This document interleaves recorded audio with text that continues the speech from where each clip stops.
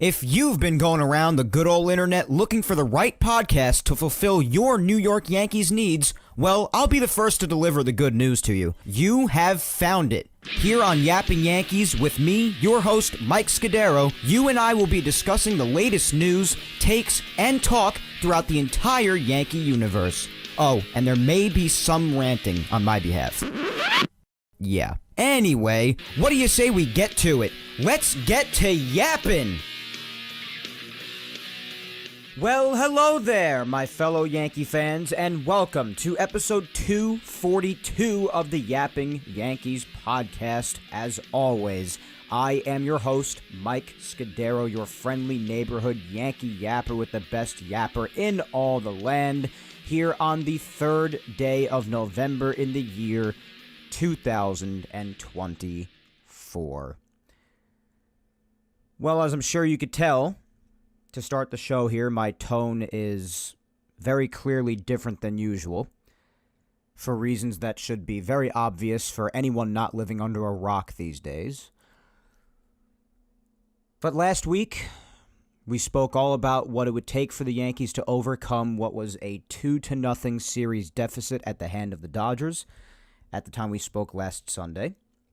What could and should happen up until the point that we would talk here today on November the 3rd. And we knew that regardless of the result of the series or how many games it took, I would be coming to you here today knowing who the winner is and in how many games it took and how it all went down and everything in between.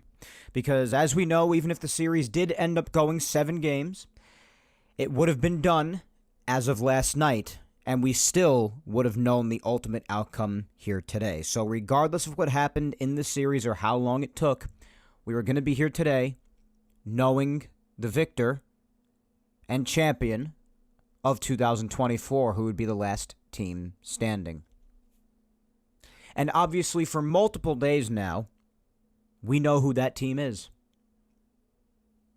And it is not our New York Yankees. It is the Los Angeles Dodgers. As you can imagine, I have an awful lot to unpack today and a lot to talk to you about, but that's all there is going to be today, guys, is talking. It's not going to be your usual Yapping Yankees episode today where we're having a bunch of fun, where there are sound effects and there are clips being played and celebratory moments and being goofy and charismatic, comedic, use any word that describes anything positive that you could possibly think of that I usually am week in and week out. Today is going to be as serious a Yapping Yankees episode as you have ever heard. It's just going to be me and you here just talking. It's going to be a bit of a one-ended conversation because I'll be doing all the talking, but obviously you are free to talk to the screen or whatever device it is you are listening on and voice your agreement or disagreement with anything that I have to say. Of course, you're more than welcome to hit me up on social media or comment on whichever platform it is you're listening on and voice what you think, whether it's in agreement or disagreement with what I'm saying or if you just want to vent or anything. That's totally fine. But there is not even going to be a social media segment at the end of today's show, guys. This is going to be just me talking. And talking about all my thoughts, just laying it all out there for the last time after the conclusion of 2024 baseball. As a matter of fact, and we'll get to this in a second, but this will be to the dislike of all, I'm sure, but it's just what I need right now. This was actually such a bad and putrid and humiliating, embarrassing ending to what was Yankees baseball for 2024, whether you expected it or not. It was so bad that I honestly feel the need to tap out for a while. And that's why after today's episode, I figured I'd get this announcement out of the way right away so nobody misses it right at the top of the show. After the conclusion of this episode, I'm going to be taking maybe the next 2 or 3 weeks, 2 or 3 Sundays off from doing Yapping Yankees. I need to step away from this team for a while. And yes, I'm saying this even after we have had multiple days to process this because, as we know, this series only took 5 games. So it's been over for 4 days now already. And I'm not nearly as upset or traumatized as I was the night of or the day after on Thursday, for instance. But this is going to be sticking with me for a damn long time. And you guys know why, because you know the details. And even if you don't, I'll be going over them in just a little bit, obviously. But I need to step away from anything having to do with the Yankees for a while. Now, I usually always do every other week during the offseason as it is. I did that for the first time starting last offseason in 2023, headed into 2024. And once I come back from this little break/hiatus, that's what it's going to be for this offseason as well, despite me taking these next 2 or 3 weeks off after this. But never have I ever felt a need to step away from this team and all things having to do with it when it comes to talking about them and whatnot. I've never felt the urge to do that more than how it ended this time around. I just need to tap out from them for a while. I need to take a break. I'm exhausted of talking about them. I'm exhausted of thinking how this thing went and ended. Just coming to terms with the fact that I waited 15 years to see another World Series, to see it go down and end the way that it did. I'm just disgusted, does not even begin to remotely scratch the surface, or just, it's not even the tip of the iceberg. Regardless of what expression you want to think of here, it does not even begin to describe. And I just want to take a step away for a while, and that's just what I'm going to do. And also, not to mention the fact that if you guys remember, I got into a bad car accident about 4 months ago, which is hard to believe that much time has passed already, back in mid-July. I've gone about 4 months straight of doing every single Sunday. And I've gone about the same or longer in the past doing that many consecutive episodes, but just a lot in a row with the way everything ended. And the fact that obviously it's the off-season now anyway, I'm just going to take a step back for a while. And I even told everybody around me, I don't think I'm even going to watch any of my other teams play in any of the other sports, whether it be the Rangers in hockey, the Giants in football, definitely the Giants in football, or either the Knicks or the Nets even in basketball, because I don't even really have a definitive rooting interest in basketball, so that's not really that difficult to do. But just anything that involves competitive sports on the professional level, I need a break from. I just do. I haven't watched a single Rangers game, Giants game, or basketball game of any kind since the World Series ended, and I'm going to keep that going for some time now. I just need a break. So that's the idea of this. I just want to take a step away for a while. Obviously, if in these next 2 weeks anything beyond major happens, like let's say Juan Soto re-signs with the Yankees or goes to another team, if anything colossal happens, as I did with my off-season planning last year with the every other week thing, if something happens this week, for instance, I'll come back next Sunday and do an episode because that's something that needs to be covered. I understand that as a content creator.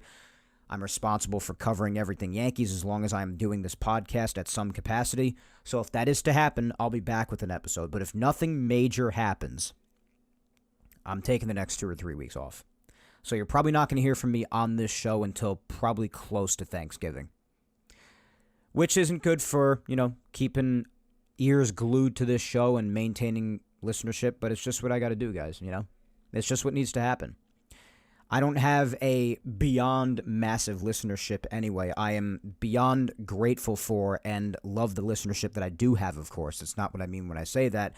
But someone like me could also afford to take a little bit of time away because it's not like I'm getting millions upon millions of subscribers or listeners or views per video or episode. So while I can afford to do that, I'm going to do it while I feel like I need to take a step away.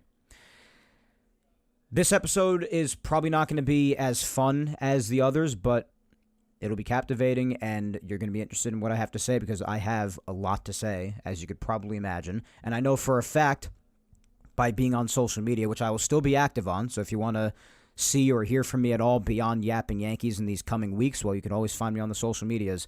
Facebook fan page, Mike Scudero NY, Twitter at Mike Scudero, and Instagram, Mike Scuds97.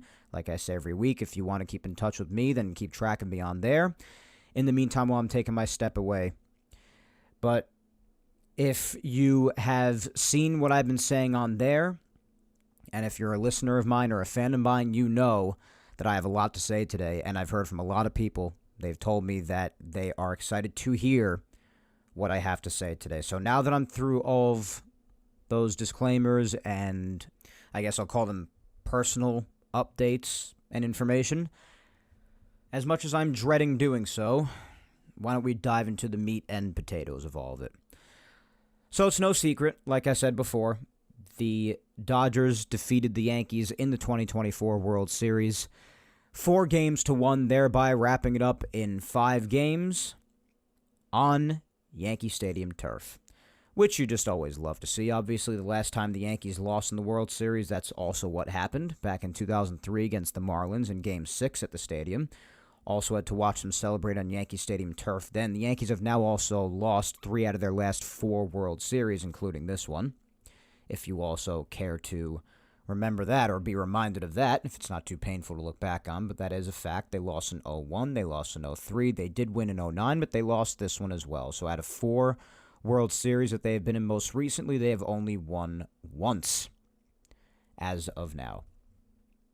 So this, all I have to say, guys, I mean, it's not all I have to say. I have a lot more to say after this, but when I look back at 2024, I just think back at where we were at before the season. At this point, the only thing I got wrong was the fact that I did not even have the Yankees making the World Series. Unfortunately, at this point, I was correct when saying I still did not think they would win. So as of the conclusion of this World Series, that prediction of mine at the very least was proven correct, unfortunately.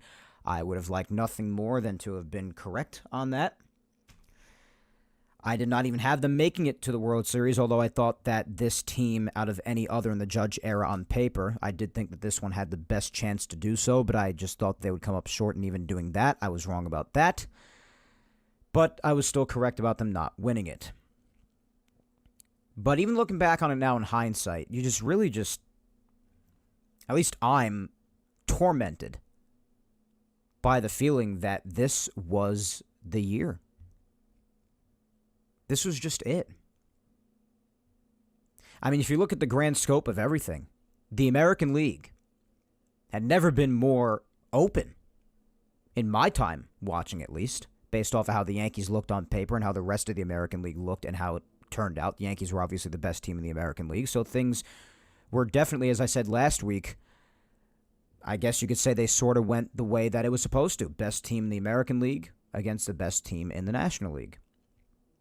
That's ideally how you draw it up and how it, I guess you put in print, or in quotes rather, it should go, right? But the American League specifically was never more open, especially after the wild card round. The Yankees and their fans saw that they didn't have to face Houston again for the first time in the CS in God knows how long, since 2017 pretty much. We know the Yankees have made it to the CS in 2017. They had to face the Astros. They made it in 2019. They've had to face the Astros. They made it again in 2022. They had to face and get embarrassed by again the Astros.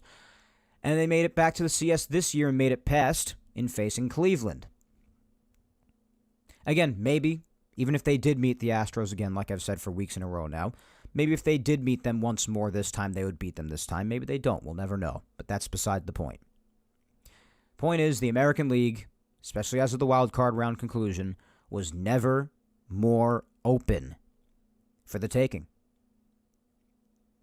At least for the first time in a very long time, it has not been more open. If you're the Yankees on a personal level, you also added Juan Bleepin Soto, of course. And even if he did not end up returning, there was a sense of urgency, especially in the event that he didn't return, because you say, well, 2024, even if you believe that he would return, is, as of right now, the only year that you are guaranteed to have him and have him here to contribute to a ring. So you have Soto. And boy, did it make a difference.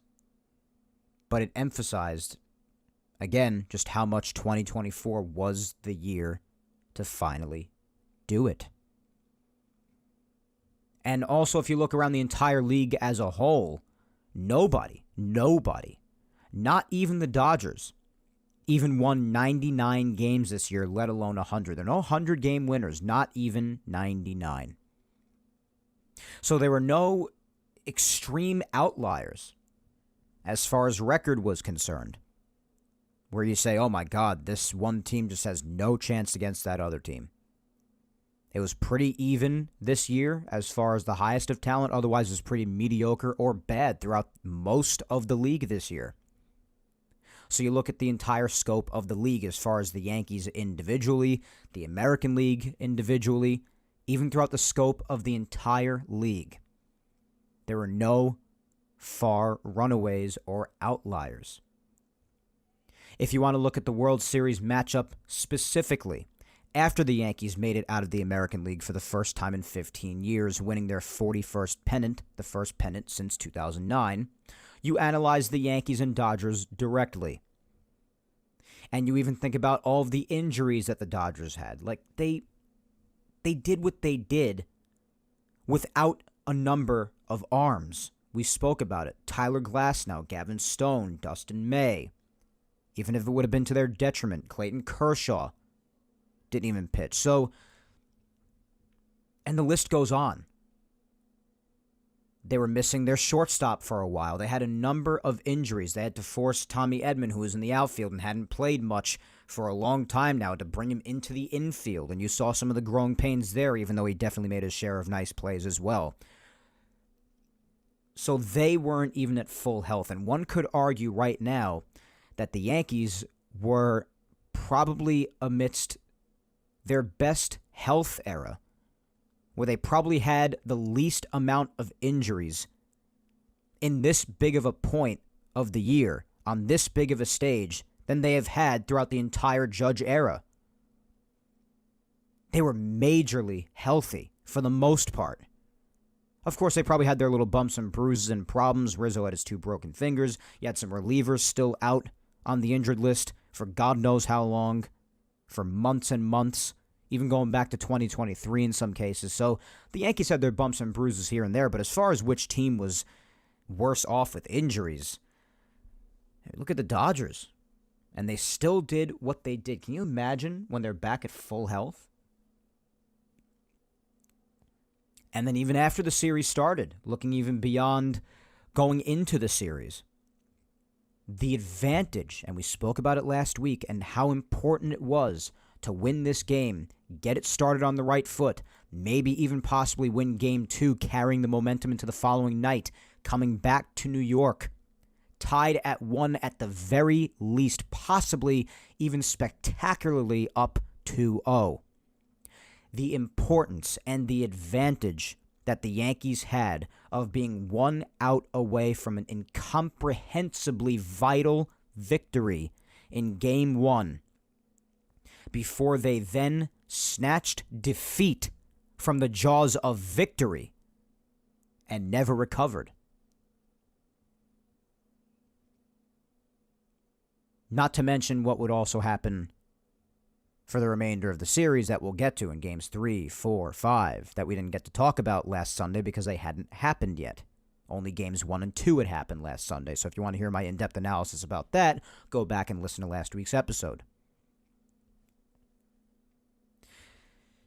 But I had said even after Game 1 that despite my, I wouldn't say it was a lot of optimism, I was majorly cautiously optimistic because coming back down 2-0 is tough to do, let alone the position that the Yankees ultimately put themselves into after Game 3 going down 3-0.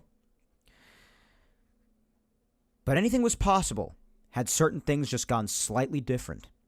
But I said again after Game 1, despite my slight optimism, that the Yankees really put themselves into an extremely undesirable and unnecessary hole and position. It could have been a lot easier. Could have been a lot less stressful. But they blew Game 1, and if you ask me in hindsight, that really ended up setting the tone. And again, it didn't have to happen. If Aaron Boone had half a brain inside of his skull, didn't have to happen. But it did happen. And it set the tone. They were dead for most of Game 2 until they decided to find a slight pulse in their heartbeat at the very end of the game, but too little too late. And now you come back home down 2-0. Now, if you just flat out lose to a better team in a hard-fought battle and you really don't do much of anything stupid, it's just a matter of being outmatched, outclassed, then fine. It still hurts, but only one team wins, ultimately. And that's always how it ends, whether it's the result that you want or it's the result that you don't want.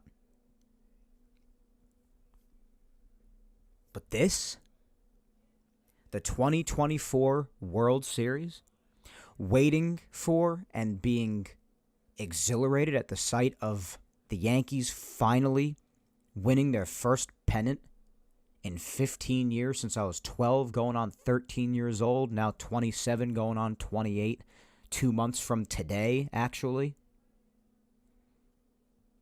And I think to myself, when I see how this ultimately ended, that this was what I waited 15 years for. This is what I waited for.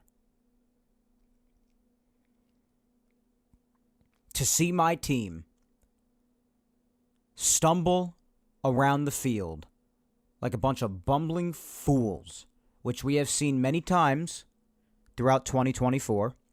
It was just a matter of, and we said this for months throughout the year, which is what made this team so baffling at times, which Yankees you were going to get. I literally had a podcast episode earlier on in the season, you look back at the list of them to see which one specifically it is, that said, which are we going to get? Which Yankee team are we going to get? Are we going to get the Yankee team that spanned from maybe opening day through to the second, third week in June? Or are we going to get the Yankee team that spanned from around that time, second, third week of June, through to, I don't know, decently into August? The team that got completely off on defeating themselves and looked like they at times just legitimately forgot how to even play and execute even the basics of the game of baseball. And usually, when it's the latter, when you have that quality about you as a team, when you face the best of the best, when you're on the biggest stage, when all eyes are on you, that's usually when every ounce of that cluelessness comes out in the ugliest, most abrupt, and obnoxious fashion for the entire world to see, and then afterwards usually mock the hell out of, deservedly so. And that's exactly what happened in the remaining games of the World Series. As if Game 1 was not bad enough with Aaron Boone's extra inning decision, this team wasn't done yet. You could look to Boone for Game 1, yeah. But even someone who dislikes him as much as I do, you can't even remotely look to him for what happened for the rest of the series, because that fault would go no further than the guys who actually do the job, kind of, on the field. And it's solely on them. Because there were moments and innings of this World Series, I think you know which specific one I'm talking about even before I get to it, that are legitimately the worst and most humiliating of moments that I have ever seen or even heard of in the history of the 121 years that the World Series has been played. The single most embarrassing, and I'm not exaggerating, not in the slightest. Why don't we just get into it? We'll talk about some of those details. Why not? Rehash some of the pain and just have it all pour out here. Why not? So again, we covered games 1 and 2 last time we spoke, so let's jump right to game 3 at Yankee Stadium. Yanks down 2-0. Again, obviously not the most favorable of positions, but as deficits go, it's not the worst. You got 3 games in a row to play at home. It's not insurmountable at all.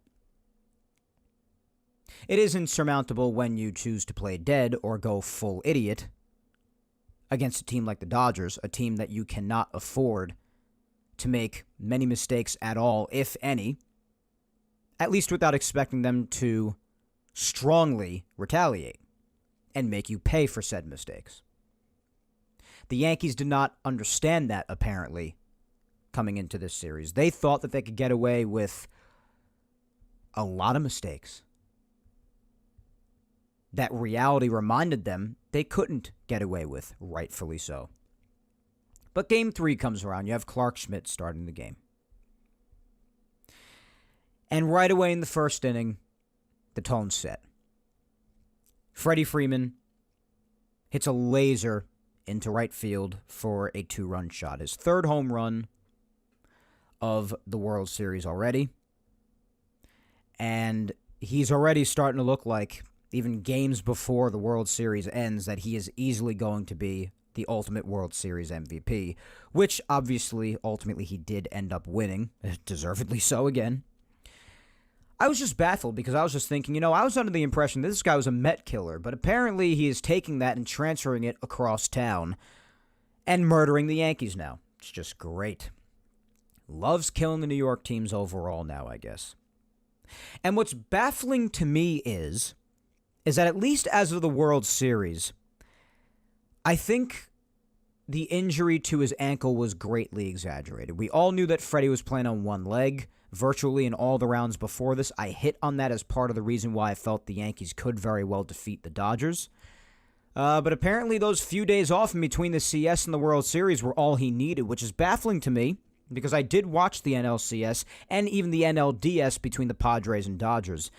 Both rounds in which Freddie Freeman could barely even place his foot on the ground and apply any pressure whatsoever.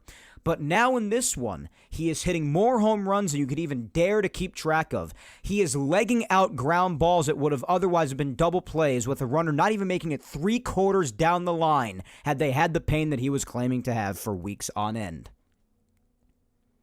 So it's either those days off, which I find hard to believe because for an injury that seemed to be as severe as he was playing it off, it would take a few more days in my mind for that to get better. I mean, yes, he does probably have access to the best of medical treatments possible and best remedies possible. I understand that. But still, just maybe 4 full days of rest after barely even being able to place his foot merely on the ground. I did not expect him to come into this World Series, to say the least, legging out what would be and should be double play balls and going as crazy as he did otherwise. Did not expect that in the slightest, but hey, here we are. So he started off the game this way, just right off the bat, not wasting any time whatsoever. So it's already 2-0 Dodgers because Shohei Ohtani had reached base prior to that on an immediate leadoff walk by Clark. Not how you want to start. Mookie had flown out. So now it's 2-0. Clark gets out of the inning. Gleyber Torres actually starts at the bottom of the first inning with a walk. But then after that, Juan Soto hits a hard line drive to left field, but it's right to Teoscar Hernandez, which leads me to my next point. Because this is one of many examples. You ever just feel like there are other forces at play when you're watching any sporting event, not even just baseball? When you're watching certain things happen, just the way that they happen, how they transpire on the field. You ever feel like there are like forces at play that nobody has any control over or nobody can predict, nobody can even really account for, or even verify that it might even be real or not? That you just tell yourself it's just theirs because that's just the way that it's going. You just feel like it's not meant to be for your side. And that's the way that this World Series felt. The Dodgers, broken bat infield grounder, makes it through the hole. Yankees, Broken bat infield grounder right to third base. Dodgers hit a line drive to the outfield. It hits where nobody is or even goes all the way to the wall or maybe even sneaks out of the park. Yankees hit a line drive right at somebody, or a Dodger makes a beautiful play that you never would have expected them to make, depending on the kind of play that they had to make. Yankees may have even hit a soft pop-up at one point, hoping that it just lands in no man's land. Someone's right there to catch it or make a lovely running play. The Dodgers hit a little bit of a pop-up like Mookie Betts did in this very game in Game 3. Short right field. Nobody's ever there, falls right in and scores a run. It just felt like that was the tone of the series. And I think perhaps even the Yankees were starting to feel this way, especially given how they played this game, as if it were just another game in the middle of July or August. Because with these lucky breaks going the Dodgers' way, with the Dodgers doing everything they had to do in order to just keep on adding on runs, do what was necessary to win the game, nothing was going the Yankees' way. At times, it didn't even look like the Yankees were even putting too much effort into it. It just looked lifeless. And then after that, Judge struck out swinging because he was continuing his crap. Stanton grounded out. And then you fast forward to the third inning. That was with the blooper by Mookie Betts that ended up scoring Tommy Edman. Just falling right into no man's land. Again, just things not going your team's way. Then after Freddie walked and Muncy walked, the third inning was as far as Clark would go. So he got 2 outs in that third inning. His final line was 2 2/3. 2 hits, 3 runs, 4 walks, and 3 strikeouts. Too many base runners, too many walks, just didn't have his best stuff. The bullpen took over after that. And the sad part is, very similar theme that you saw a lot of times throughout this postseason and any of the other losses just about that the Yankees had. Almost any other loss. Other than Cousins' 1 run given up and charged to him later on in the game, the bullpen was completely locked down and kept them in the game. Didn't allow the lead to get out of control, kept the lead within reach, and gave the Yankees every opportunity possible to mount a comeback. Which, of course, they would not. But the bullpen, again, was nails. But the offense has to do something in order to give that meaning. And, of course, they did not give it meaning. Mark Leiter Jr. came in after that, finished off the top of the third. Other than another Glaber walk, nothing happened in the bottom of the third for the Yankees. A lot of chaos took place in the top of the fourth after Gavin Lux walked, and then Kike Hernandez, who just another party on the Dodgers, just killed the Yankees this series, as he just played phenomenally throughout most of the postseason. He's a postseason killer, of course. He got a hit as well and got Gavin Lux to third base.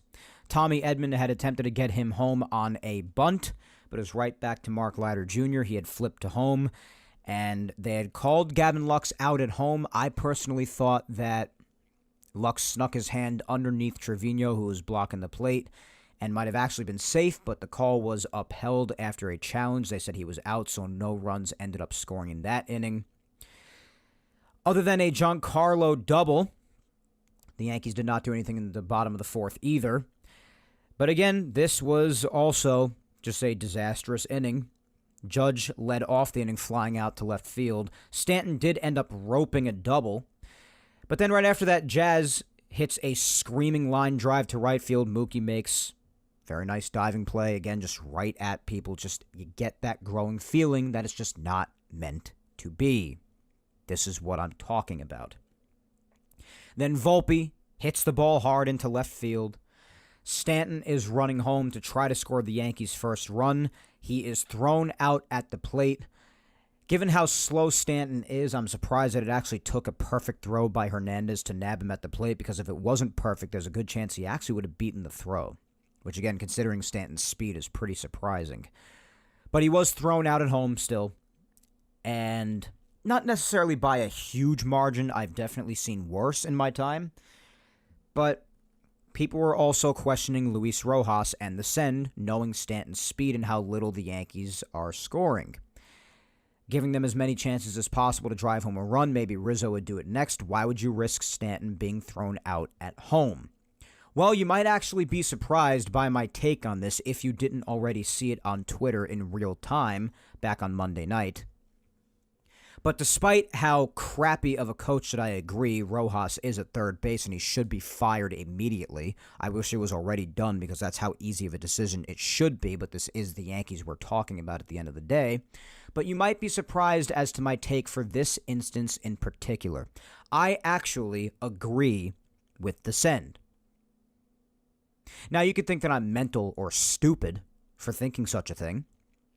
But my thought process at this point, and I guess it might have been Rojas's, is that the offense looked so incapable and pathetic leading up to this, and for much of the series prior to this, because don't forget, except for that ninth inning rally in Game 2, they looked majorly pathetic. They didn't blow the doors off of anyone's house for Game 1 either. They scored a couple of runs on a huge Stanton 2-run shot in that first game, and then managed to tack on a third run on an infield force-out / fielder's choice in extra innings in Game 1. Not to take away credit for that happening, that was huge, but at the end of the day, still not a massive amount of runs being scored. The Yankees need to score here. They need to force it even, if possible, because they're down by 3 here already, as it is. And forgive me, but trusting Rizzo up next, trusting just about anybody in October who is not within the first 4 hitters in the lineup, particularly 3 out of the 4, named Stanton, Soto, or Gleyber, I'm not trusting them. Especially not as much as I love the guy personally and how great of a Yankee and player overall I think he is, especially in the past, Anthony Rizzo, whose slug had vanished completely for months, has missed so much time due to injury, already has 2 broken fingers, and despite hitting pretty well in the CS, had not done much at all in the World Series. I just didn't really trust him. I didn't care to trust him or much of anybody else outside of those 3 names I mentioned before. So, with the Yankees being in dire need of any runs that they could get or even possibly force, like in this case, I thought that it was an appropriate send. And I know because of the circumstances, the fact that it's the World Series and it's Stanton running, that might be a tough argument to make. And I'm not even saying you're completely wrong if you disagree with me. I'm just saying that with how incompetent the Yankee offense had proven themselves to be for much of the World Series and much of that very night up to that point, I didn't very much care to trust Rizzo or nearly anybody else to ultimately get that run home had Stanton been held up at third. I thought that it was a run that was necessary to try and force because the Yankees can't even get out of their own way otherwise. That was my logic behind it. Whether or not you agree or disagree doesn't matter because Stanton was ultimately out and the inning came to an end. After that, like in the top of the 5th, after that happened, Jazz bobbles a routine infield trickler. So again, it's just the feeling that you have. Like, now these guys are probably mentally checked out. It's just not looking good. Top of the 6th with Jake Cousins in the game. That's when they added on one more run on a Kike Hernandez RBI single. Now it's 4-0. You're just feeling like the team is out of it. 3-0 to begin with already felt like 37-0 with the way the bats just were not hitting. They weren't reaching base at all. Like, except for Stanton's double and the couple of walks that Gleyber had, really next to nothing else happened. It just didn't. Soto walked in the bottom of the 6th after Gleyber led off with a ground out, but then Judge grounded out. Stanton hit a single, but then Jazz grounds out after that, puts an end to the inning, so another rally killed.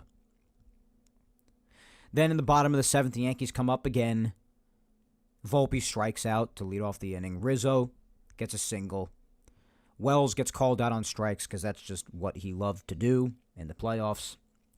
Verdugo walked, but then Gleyber went down looking. And it was a brutal call. So now even the umpires are taking part in this. Everyone thought, oh, maybe they said he went around on the check swing. No, he called that a strike. Just, the pitch was up to the Yankees' insignia. It was one of the worst umpire calls I'd seen, especially on a stage like that where the Yankees actually had a little bit of a rally going. So the umpire takes the bat out of the Yankees' hands now as yet another force is working against them right now, on top of the Dodgers just doing what they have to do to win and everything else going the way that it's going. Bottom of the eighth, Soto started off the inning. Line drive right to Mookie Betts again. Then Aaron Judge actually manages to reach on a walk, but then Stanton and Jazz striking out. Jazz, other than game one, I mean, I don't know. Just wasn't it. Just wasn't it. And Stanton, I can't really ask much more for because, I mean, come on. It just really wouldn't be fair given what this guy did and how hard he fought. Bro wanted to win just about as much as anybody possibly could have wanted to. Top of the ninth. Comes and goes. Bottom of the ninth. The Yankees actually finally decided to show any and utter sign of life possible.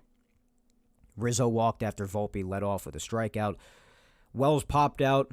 Verdugo comes up, who obviously, as we know, had done next to nothing at all in the entire postseason.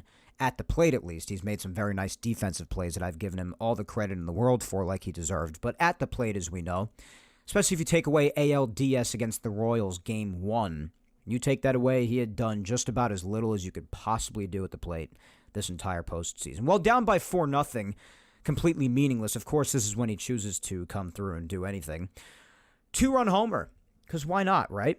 Make it 4-2 when the Yankees are down to their last out. So, after that, Glaber grounded out, and that was that. So again, the Yankees playing an utterly putrid brand of baseball in Game 3, again like it was just another game in the middle of the summer. And they go down in the series 3-0. Now, at this point, all you can do, despite the obvious overwhelming bleakness of the situation, all you could do at this point is take it one game at a time.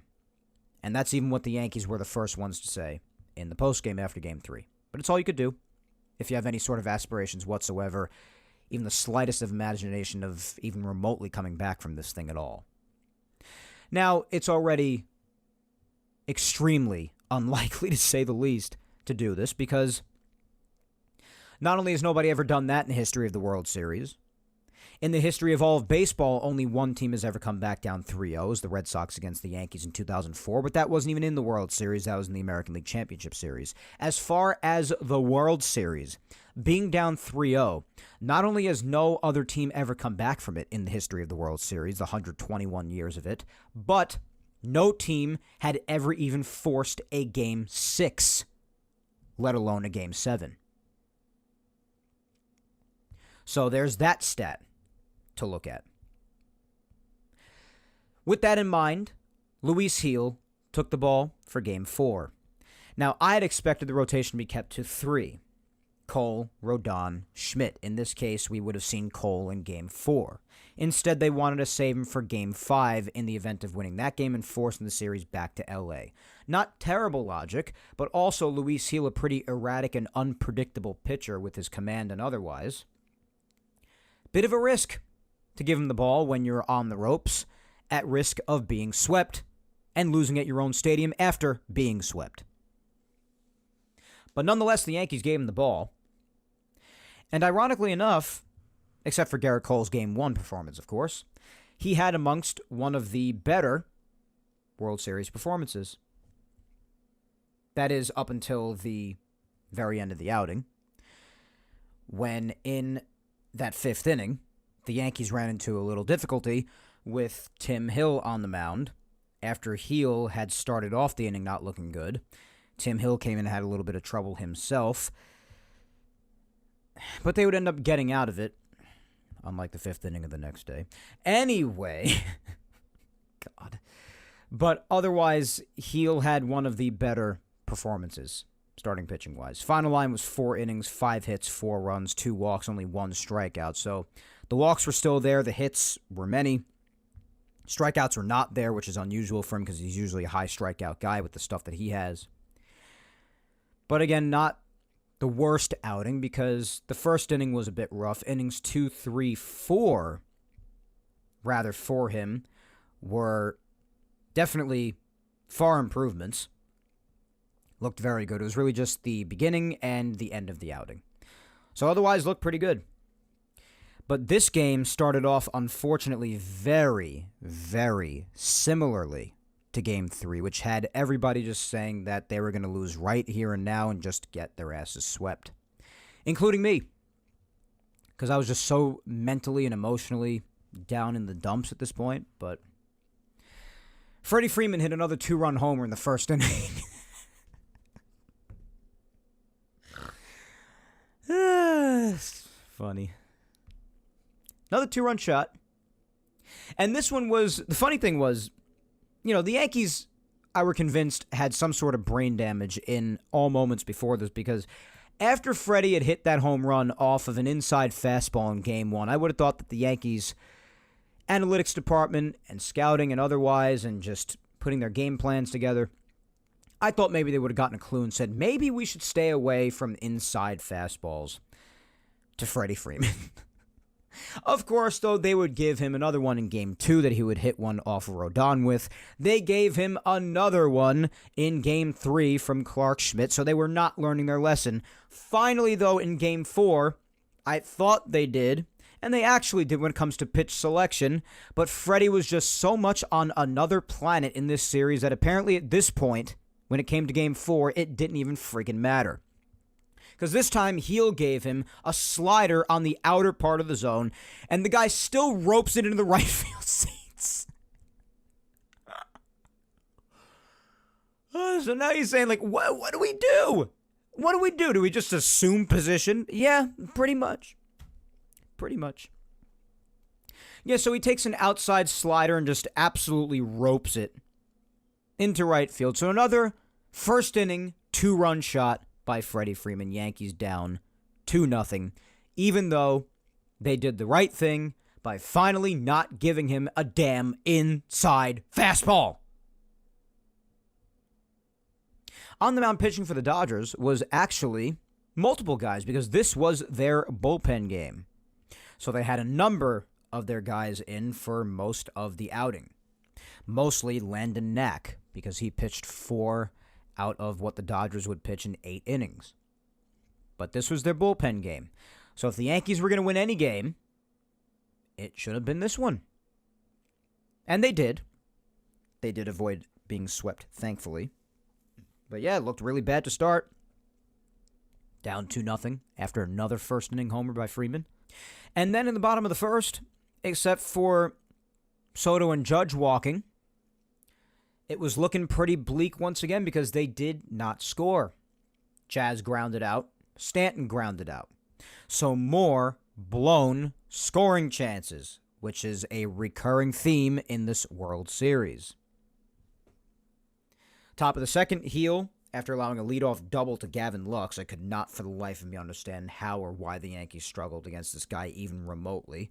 I guess it started with Jake Cousins setting the tone with him and walking him in the bottom of the 9th inning in Game 1.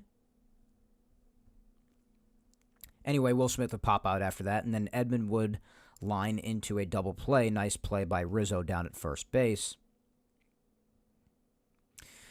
Then, in the bottom of the second, the Yankees would show some sign that they're remotely awake.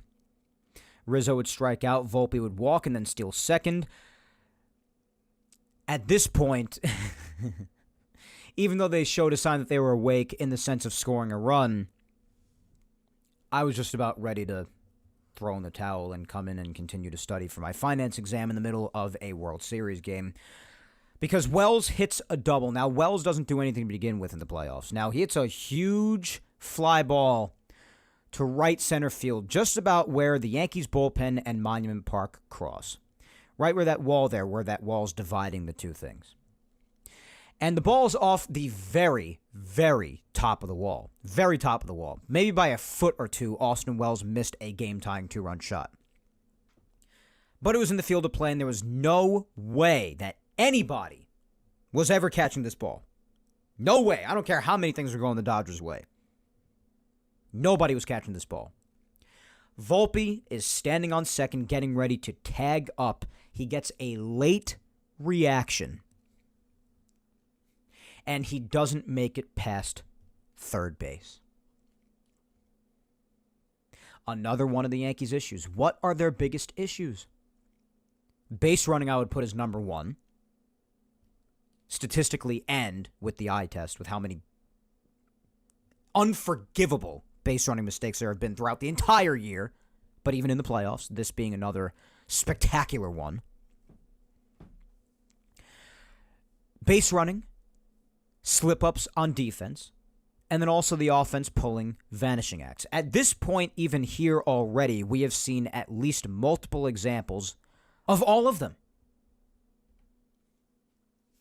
But here, it continued. Can you imagine having a runner on second, Anthony Volpe no less, with his speed? To say that this is a rookie mistake or someone who's not very experienced in the big leagues makes, guys, high school varsity kids would not make this mistake.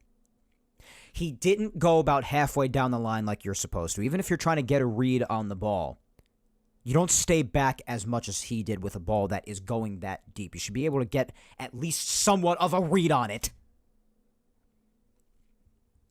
And then hold up at third after that. On a ball that misses a home run by maybe even inches if you watch the replay. Standing on second base to not score. Is there much of anything more unforgivable than that? So he doesn't score. It's second and third with one out now. No runs came home on what should have, at bare minimum, been an RBI double. Now Verdugo's up. He hits a ground ball down to first base. Freeman takes it himself. Volpe comes home to score. So they get their one run there. So either way, the run did score, but my God, what another putrid mistake by the Yankees. Then you fast forward a little bit to the bottom of the third. Now, this is a redeeming quality of Anthony Volpe, as much as I just took a steaming hot crap on him. One quality that he has that I like, that he evidently displayed that he is in possession of in this inning, and even David Ortiz on the Fox postgame, when Volpe was sitting with them around the commentating table, around the analysis table, with Jeter, Poppy, A-Rod, and Kevin Burkhardt. Poppy even mentioned this as a really good quality, especially for someone of Volpe's age to have.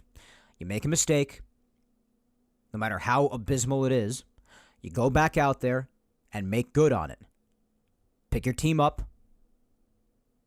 and redeem yourself. And that's what he did. Because after Soto led off the inning with a strikeout, Judge got hit by a pitch. Jazz hit a line drive, base hit, so now it's first and third with one out. Jazz then steals second, so it's second and third with one out. Stanton walks, Rizzo pops out. Just about the last thing you want in that spot other than a double play. So now it's two outs and Volpe's at the plate. Bases are loaded. And the kid hits a grand freaking slam and puts the Yankees ahead 5-2. Now, despite being down 3-0, this is the kind of spectacular thing that could shift anything completely the other way. And despite me still not having any high hopes whatsoever for the remainder of the series overall, this got me out of my seat. Probably for the first time since anything remotely even happened, probably since the end of Game 2. So that made it spectacularly 5-2, and my respect for Volpe went that much higher. I mean, I know he had still been doing what he was doing for most of the postseason. We were talking about it last week and the weeks prior, how good his on-base percentage was, the defense he was playing. All good. I was enjoying watching him play in the playoffs still before this, but especially after what he did with the base running and then just doing this immediately after.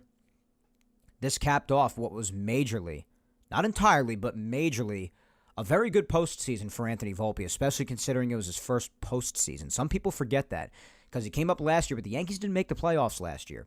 This was the first time he even made it to the postseason, let alone the World Series. So considering that, for the most part, I'm proud of the kid. I am. I said after his majorly disappointing season that you could scrub all of or even most of that with a solid October. And overall, I think the kid had a pretty freaking solid October. Encapsulated by this. So now it's 5-2 Yankees. The Yankees have their first lead since the end of Game 1. And it's after something spectacular like this. After this, the Dodgers would put up their remaining runs after Luis Gil and Tim Hill slipped up in the top of the fifth. So it would be 5-4 Yankees after that. But then starting in the bottom of the sixth and then onwards towards the end of the game, the Yankees entirely, thankfully, took over. Bottom of the sixth, Austin Wells came up and hit a towering shot well into the second deck, deep into the Yankee Stadium night. Solo shot, beautiful bat flip. Definitely a lot of frustration being let go in that bat flip by Austin Wells. His second homer of the playoffs. Obviously, he hit the first one in the Cleveland series, so that made it 6-4 Yankees. Then later on, they would tack on big time in the bottom of the eighth. After a fielder's choice, after a Verdugo ground ball, Volpe came home to score, making it 7-4. Glaber hit a 3-run shot to make it 10-4. Soto hit a double after that, leading to a Judge RBI single, making it 11-4. So even Judge getting in on the fun. That's when you know. And that was your final. The remainder of the Yankee bullpen, of course, outside of Tim Hill, after Luis Gil left him in a bunch of trouble. All the runs, all four were charged to Gil.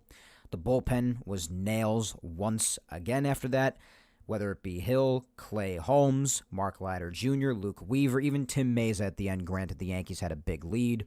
Bullpen was nails again. The Yankees salvage a game, and at this point I was saying, you know what? Regardless of what happens, I'm just glad they didn't get swept, because that's very humiliating, especially if it happens at home. So just thank God for that. Being thankful that the Yankees avoided utter humiliation in Game 4, obviously I would not have much time to relish in my thanks for that, because then Game 5 would happen. This game is basically just going to be remembered by one inning for the rest of time. This game had a very nice start to it. Yeah, absolutely it did. And Garrett Cole, otherwise, outside of that fifth inning, especially the fact that he came out again after said fifth inning to keep the Yankees within the game as much as possible and avoid having to make the Yankees burn the bullpen very much at all. Outside of that fifth inning, it was an absolute gem by Garrett Cole, who, as I mentioned earlier in the show, would take the ball for Game 5.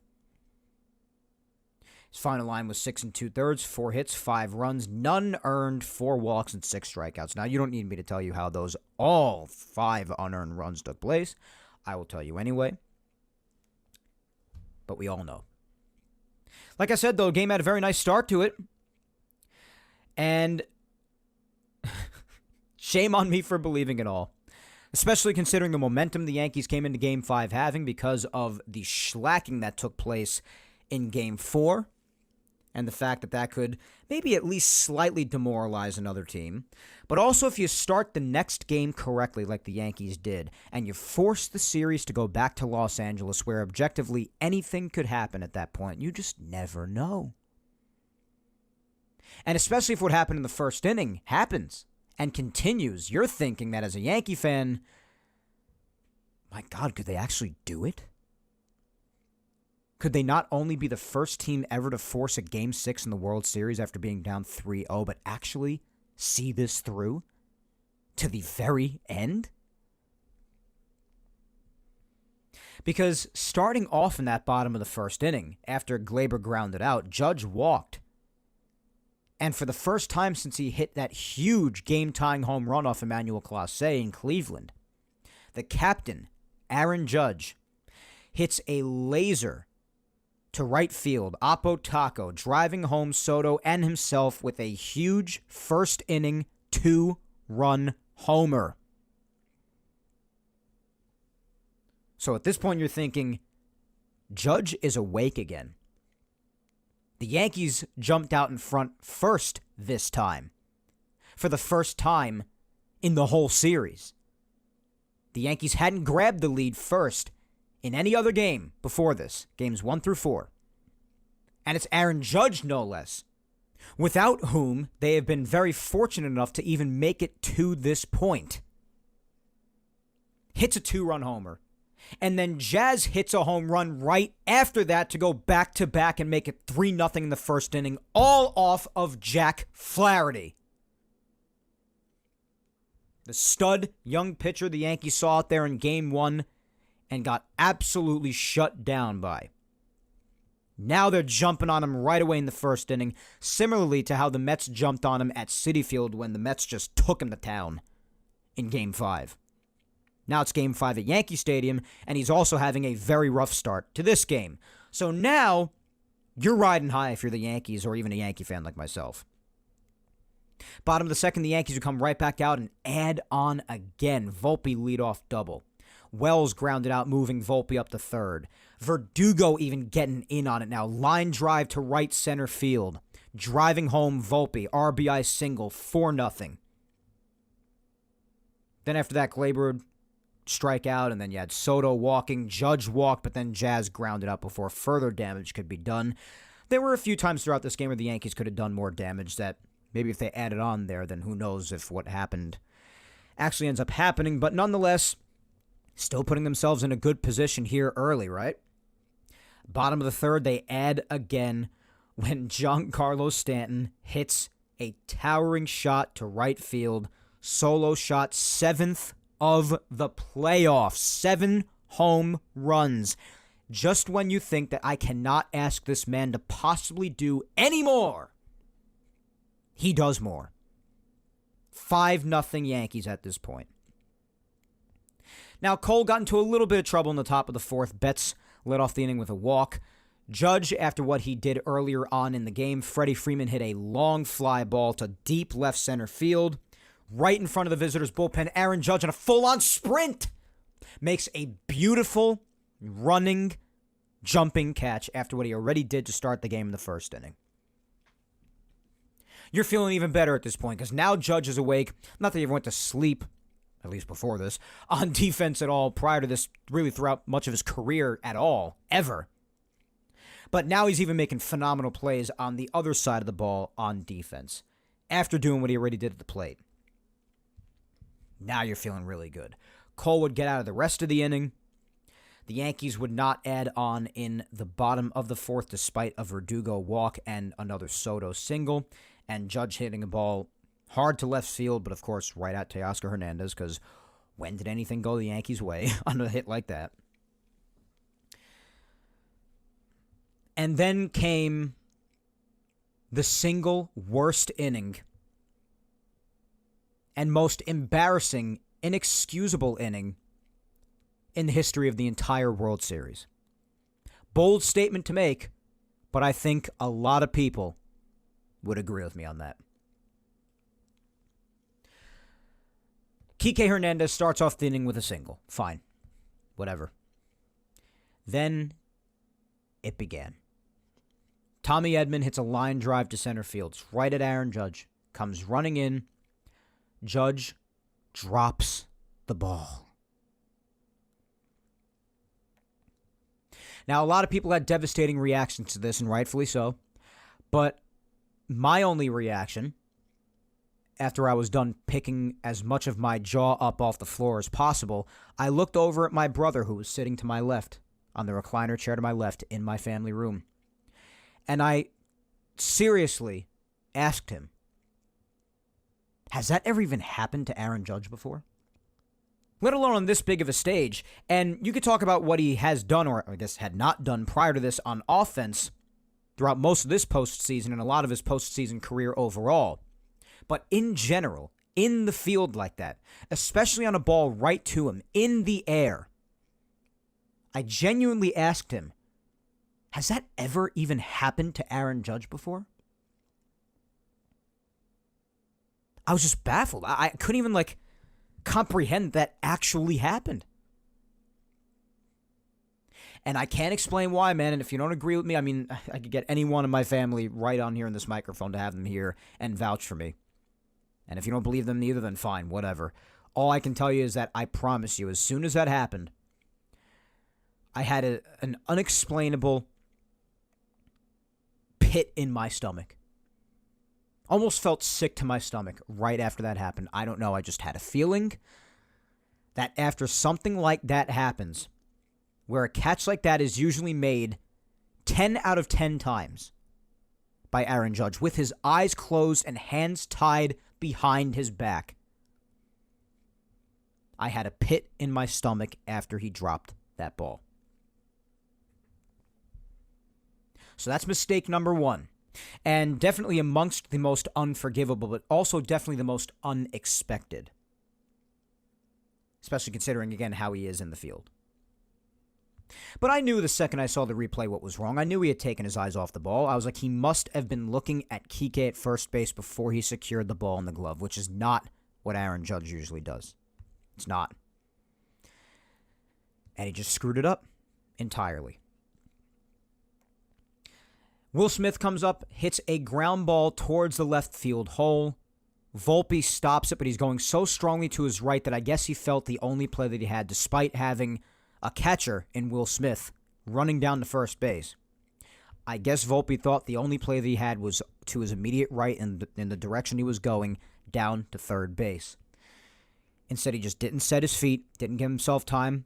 He spikes the ball into the dirt, trying to throw it to Jazz Chisholm, gives him a really tough hop that not many people would make, I don't think, at all. Especially not an inexperienced third baseman like Jazz. Jazz does not make the scoop. The error is rightfully given to Anthony Volpe. Now, after that defensive hiccup, which is probably the least severe and least unforgivable of the three major mistakes that happened in this inning, but still a tough one, and it would load the bases with nobody out now. Gavin Lux is coming to the plate, who, again, we've spoken about, or at least I've spoken about. I think the Yankee pitchers have given him way too much credit up to this point. Just really had a tough time pitching to him and pitching around him and just giving him a lot more respect than I felt he deserved as a hitter, I guess I should say. But he gets Gavin Lux to strike out, does Cole. Now Shohei Ohtani's up.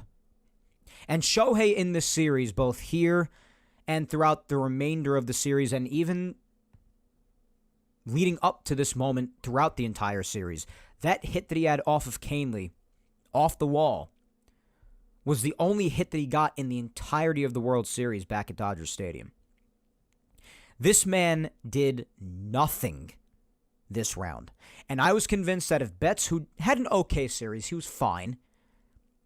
I mean, he was a tough out. I mean, the guy's tough to get out. But as far as really big-time damaging hits, did not do as much as he very well could have. That's for sure. But I'd said that if Betts is kept mostly quiet and Ohtani is quiet, not anticipating that Freddie Freeman's ankle would suddenly heal enough to the point where he would turn into a deity. I think it's just safe to describe him as at this point. I thought that the Yankees would have a much easier time winning this series. And Ohtani was definitely very quiet in this series because in the entire World Series, he had 2 hits. 2 hits, that's it. 2 for 19 in this World Series. He did nothing. Whether you want to attribute that to the fact that he was hurt with his shoulder or not, the man did nothing, and he was kept quiet, and the Yankees did not take advantage of that. Now, he has never performed well offensively, really, against the Yankees. Most of the times he has faced them, especially at Yankee Stadium, that is also true. So if you want to attribute it and give credit to the Yankees, that's entirely welcomed as well, and one could argue even deserved. Or you could just say it was entirely because he was injured. Regardless of your reasoning, he did nothing. Dead silent. Which makes it even more annoying now that I'm going to have to hear for the rest of my life, oh, Judge Ohtani, who has the ring and who doesn't, at least as of right now. But, yeah, the fact of the matter is, regardless, yeah, good for him that he has a ring, but in this World Series, I want to emphasize again, because it is the truth, he did nothing. Now, still give the guy credit because you could argue he majorly got them here to the playoffs. He didn't do too much in the playoffs overall, but he still did some things. He did. Wasn't absolutely horrendous. 230 average, 3 home runs, 10 RBIs, 766 OPS. Could have done better for sure, but could have been worse. But he did help to get them here, at least in the regular season. But in the World Series, he did nothing. And Garrett Cole in this spot with the bases loaded actually got him to strike out too. So I'm saying, could they actually do this again? Bases loaded, nobody out, and they actually managed to get out of this. Getting Lux, getting Ohtani especially, and now Mookie Betts is up. 2 outs, bases loaded. And this was the nail in the coffin. Right when this happened, me, my brother, and my brother's friends who were watching with us, we all looked at each other. Despite this only resulting in 1 run and the Yankees still having a 4-run lead after this, we looked at each other and said, this game is over. This is going to be really ugly. And the this that I am talking about is the fact that Mookie hit a slow ground ball to first base. Now, this is a huge topic of debate. The ball did noticeably have a weird spin on it, and Rizzo verified that in the postgame. The replay verifies it too. So as to not avoid another Bill Buckner error down at first base, Rizzo waited back on the ball so he could track the kind of trajectory he was going to have based off the spin on it, and wanted to ensure that he gloved it properly. Problem is, either he's got to get to first to touch the base and amazingly escape this bases-loaded, nobody-out jam that originally was, and retire Betts to do so. But Rizzo did not break out into an all-out sprint, despite how slow he is, did not break into an all-out sprint to try to get to the base, and was definitely expecting Garrett Cole to be there. Garrett Cole was not there. No one covered first. No one got to first base. Betts was safe because he was running his little heart out. A run scored, and now it's 5-1 with the bases still loaded. Now, if you ask me whose fault it was, I'll give you my honest opinion. I think it was 90% Garrett Cole's fault and about 10% Rizzo's fault. I give the 10% to Rizzo only because I would have liked to have seen how the race to the bag would have been, even though if there was risk of injury happening because both guys were running as hard as they would have been if Rizzo was running. Betts was obviously running his ass off. But I do think that Rizzo could have at least tried to make it to the base as hard as he could the second he gloved the ball, because you never know. A pitcher might not cover. And yes, it is up to the first baseman's discretion whether or not he wants the pitcher to cover, like he'll wave him off or just motion that he'll take it himself. That's obviously baseball 101. But I also just wouldn't assume that he's going to be there, and I would just really, especially after seeing how hard Betts is running, I mean, first instinct, just like try to bust it out and get there before him. But at the same time, Cole has got to at least be in the area to back up if need be. That is 101 for a pitcher. And if you watch the replay, he was pointing to Rizzo, telling him to get to the base. No. That's not how it goes, Garrett. You have to be there to cover. The first baseman tells the pitcher whether or not he needs to go to the base, not the other way around. Even Jack Curry highlighted that on the S Network postgame after this disgrace of a game was over. That's 101 if you want to talk about baseball 101. Garrett has got to be there to cover. I don't know what he was doing. I described it as he was headed down there and then he just took a brain aneurysm, because I just thought that's what happened because it's the only reasonable excuse for such an atrocity. But he was sort of on his way down there,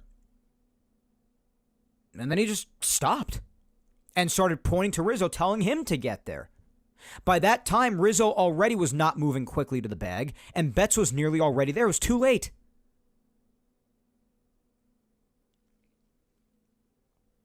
So people always argue and dispute which is worse, the Judge straight up drop or this. I honestly can't tell you. They are both unforgivable and will torment me until either A, the Yankees finally win the World Series once again, or B, I die.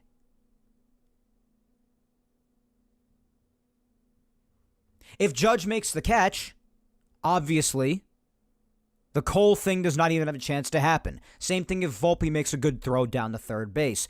Even though I was still very pissed off at that play even, I see everything Volpe has done in the playoffs, the game before that, and even all prior to that, reaching base as often as he did and making the plays that he was making. And given, the severity of the mistakes, out of those three, it was definitely the least severe because it was just a tough play with the runner intercepting and going in between him and Jazz and whatnot. Whatever you want to say. In my opinion, Volpe was the toughest of the three as far as plays to make. Judge and Cole were blatant and inexcusable and unforgivable mental lapses that you would never expect from either of them, especially Judge in center field. And if Judge makes that play, the Cole play doesn't even get a chance to happen. That is true. And that's probably why I give that play a slight edge over which one was the worst one. I think Judge is the worst. Because you make that play, Cole doesn't have a chance to happen. And that's not a mistake you really have ever seen Judge make or would expect him to ever make, especially not in that big of a moment. But at the same time, Judge had taken you to the playoffs. He was visibly awake at the beginning part of the game, making that running play, hitting that home run. Momentum was in the Yankees' way. They had as much control and momentum as you could possibly manifest or even imagine having. He makes a mistake. As unforgivable as that is, because he is your captain, you would never expect that to happen. You pick him up. And then Cole does what he did. So they are both terrible. I have no interest in ranking which one is worse. I will remember both for the rest of my life. That's the point I'm trying to make. I did give a slight edge as far as which will torment me more with the Judge one. But my God, the both of them. If Cole simply covers first base, guys, he gets out of that inning. He gets out of it. If Judge makes the catch, though, the Shohei strikeout's the last out.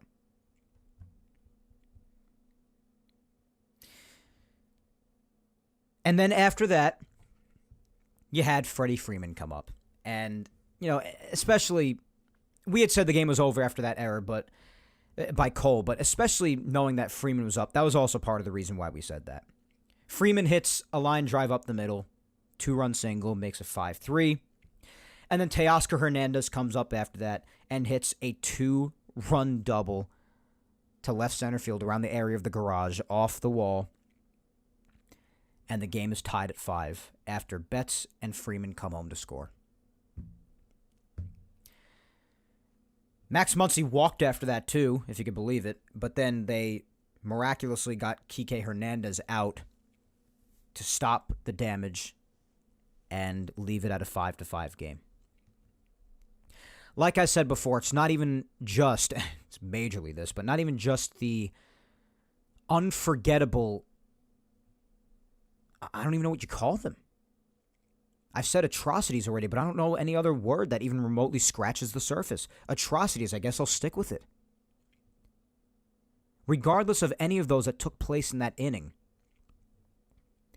I just knew the Yankees weren't winning this one at that point. I don't want to sound like a pessimist or just, beating my team down, because that's not what I was doing, guys. I just analyzed the situation as someone who's been watching baseball for almost 20 years now. I knew they weren't winning this game, especially knowing the tendencies of the 2024 Yankees. And seeing what had happened in that 5th inning and still not being able to come to terms with it. It's Sunday the 3rd, and I still cannot believe that 5th inning actually happened on a Major League Baseball World Series stage. I didn't even really yell, if you can imagine it. I mean, that's why my voice is intact, let alone the fact that it's been 4 days since the World Series ended, plenty of time for vocal rest. But I didn't yell at all. because I was in a true state of shock. I said, this can't be real. I have to be living in a damn simulation. This cannot be real. Someone punched me in the face so I could be jolted awake in my bed from this horrible nightmare. This can't be real. There's no way Aaron Judge dropped that ball. There's no way that Volpe spiked that ball into the dirt on that throw to third. And there's no way that one of the top arms that the game has seen wouldn't cover first. There's just no way that this happened in real life. It's got to be a simulation or a hallucination of some kind. I must have taken a drug that I have no memory of taking. I must be in a dream, a nightmare that I cannot wake up from. But no, it was real life. It was real. And then after that, in real time, we had to watch that lead, that 5-0 lead, slip away.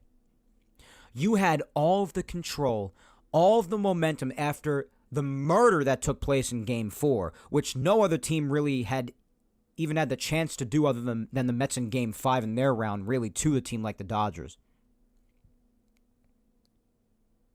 You had that happen in Game 4. You had this game start the way it did with all the incredible and fun moments going on, thinking the Yankees are going to force us back to L.A. and anything could happen. Garrett Cole had a no-hitter going into this inning. So after something like that happens, you're just like, this one's over. It's done. One could say at this point, oh, you just reset it mentally. There's no score. And then you just go from there. No. I had that mentality too because I was trying to hold out any and other hope that I possibly could. But no, deep down I knew. Because I did say it at one point throughout this inning. And despite my optimism that tried to come out after this, I still knew deep down the game was over. I knew it. Like, can you imagine coming into this series?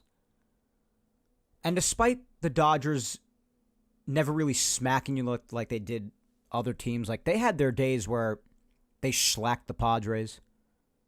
In 3 out of the 6 games in the CS, they just completely murdered and outclassed the Mets many times. But in this series, the Dodgers hadn't done that with the Yankees. It was very even in most of them. Despite the final score of Game 1, we've spoken about this, the Yankees majorly played like the better team in Game 1 up until that very last pitch. It was 3-2, despite the final score of 6-3 Dodgers. The Yankees were in control of that game. And up until that last pitch, were the better team on an overall basis. Game 2 was only 4-2. Game 3, despite how dead they were, and the fact they only scored their 2 runs at the very end, it was only a 4-2 game. So all Dodger victories were close. Close. Game 4, the Yankees murdered them, which didn't happen very often throughout this postseason at all, with anyone facing the Dodgers. Now you're coming into this game. You know how close it is. You knew you blew Game 1 and should probably be in this game with the series tied at 2 if you make the right choice in extra innings with the bullpen in Game 1 and win that game. Then you assume if everything played out at that point, you don't know what would happen if the Yankees won Game 1. Anything else could have happened, we'll never know. But if you follow the way the rest of the series went and assumed it would have stayed the same from there on, you should have been in this game right here, Game 5 at Yankee Stadium, tied at 2. But even so, that's not the way it went down. You're down 3-1. You need to always be playing as damn near perfect of a brand of baseball as you have ever played against a team like the Dodgers, despite their injuries and all.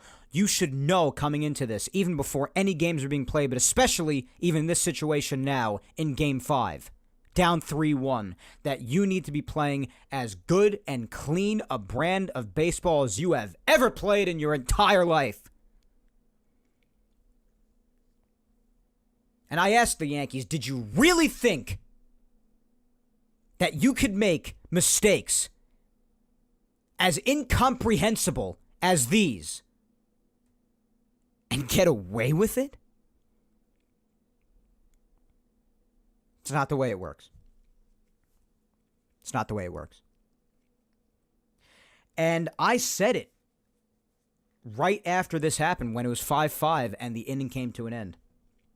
I said even if the Yankees come back to lose this game and force it back to LA, well then fine, whatever. But right now you just feel that every ounce of momentum, every ounce of life that was in the ballpark with everybody having the time they were having, every positive that was on the Yankees' side after Game 4, after the way they started Game 5, all the way up until that fifth inning, which will live in infamy forever.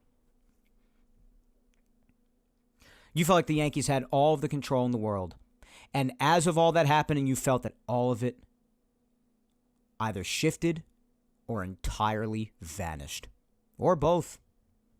And I was saying, you know what, the Yankees, they absolutely deserve to lose this game. Even if they win and take it back to LA, which would be nice, yeah. I mean, unless you just want to be put out of your misery, which at this point, a lot of us, I think, we're experiencing. But you were saying, at least I was saying, even if they win this game, it would almost, while it would be good, like, you know, they won another game, whatever, force Game 6, go back to LA, but you would almost feel like they didn't deserve to get away with that fifth inning. Because it is truly the worst inning in the history of the World Series, if you ask me. It is as embarrassing as it gets. There may have been other innings in history where more runs were scored, or maybe the Bill Buckner thing, but like someone mentioned to me, the bottom of the eighth in the 0-1 World Series in Game 7. Yeah, fine, the amount of runs scored, but what about the context? Were mistakes on the scale or anywhere near the scale of this made, or was it just runs given up because the Diamondbacks just got a hell of a rally going and just smacked the Yankees around? Some people mention Bill Buckner to me. Well, yeah, while that was abysmal and lost Game 6 in 86 for the Red Sox against the Mets, it was just one play. And the Red Sox still had another opportunity to close out that series and win the following day in Game 7. This, you were up again, 5-0, with a no-hitter coming into this inning with all the momentum and control you could even possibly imagine. Your ace is on the mound if you're the Yankees. You have 3 mistakes that are beyond all human understanding. They allowed the game to be tied after that completely and utterly physically, mentally, and emotionally fold in. Game's tied. And this is all happening in a potential elimination game when your backs are against the wall at home. I'm sorry, you factor all those things in together, this was the most embarrassing inning in the history of the World Series. I'm not using recency bias. If you guys can come up with any other examples at any time, then feel free to throw them my way and I'll give you my honest judgment. But even 4 days later, when I've had an opportunity to emotionally calm down, it's the worst inning in the history of the World Series. I'm sorry. I'm making that official declaration now. It is the worst inning. The World Series has been around since 1903. It started in competition. It's now 2024. It's been over 120 years. In that vast history, I'm sorry, but it is the single worst inning ever. So now it's 5-5. And the Yankees blow another colossal scoring chance. Alex Vesia was in the game at this point. Stanton grounded out, Rizzo lined out, but then Volpe got a hit. Wells was hit by a pitch. Verdugo walked. Glaber's up. And he flies out to right. So Yankees blow a bases loaded opportunity. Top of the 6th. Dodgers go down 1-2-3. You're thinking, oh, this is good. Bottom of the 6th. Soto walks. Judge walks. Jazz hits a ground ball to second, but it's not a double play. Soto advances to third. Jazz is on first. Stanton, again, can't ask anything more of the guy, but you're going to get more. Fly ball to center field.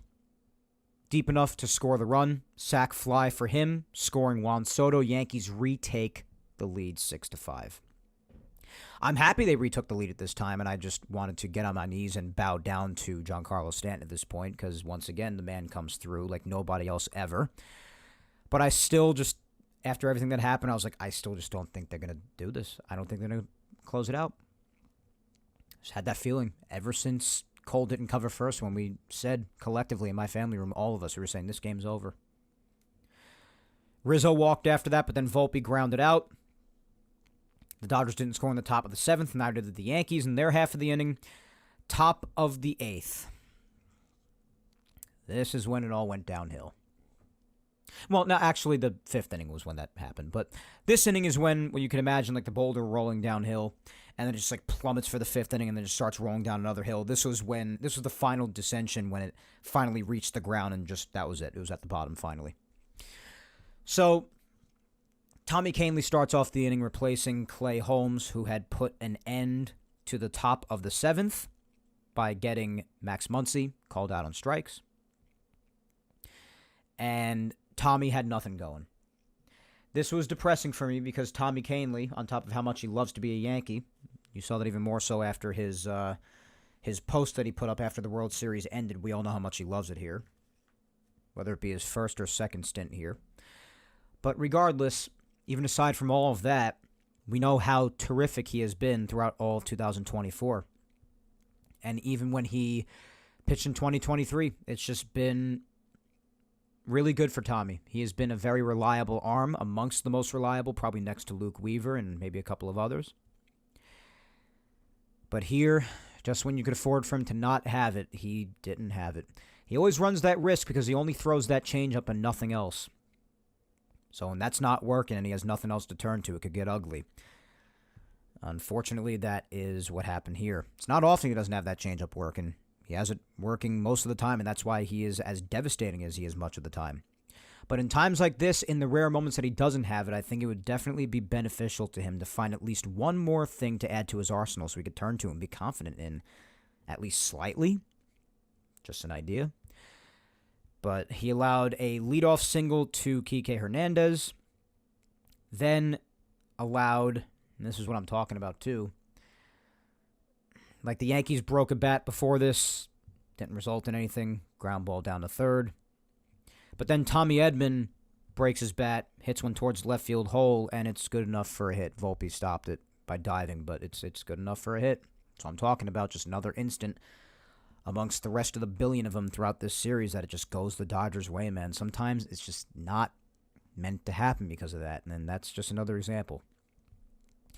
Then Will Smith, who has not done much hitting at all throughout the entire duration of the 2024 postseason, Tommy walks him on 4 pitches with 4 changeups that aren't even close. So now it's bases loaded and nobody out, with the Yankees only having that 1-run lead.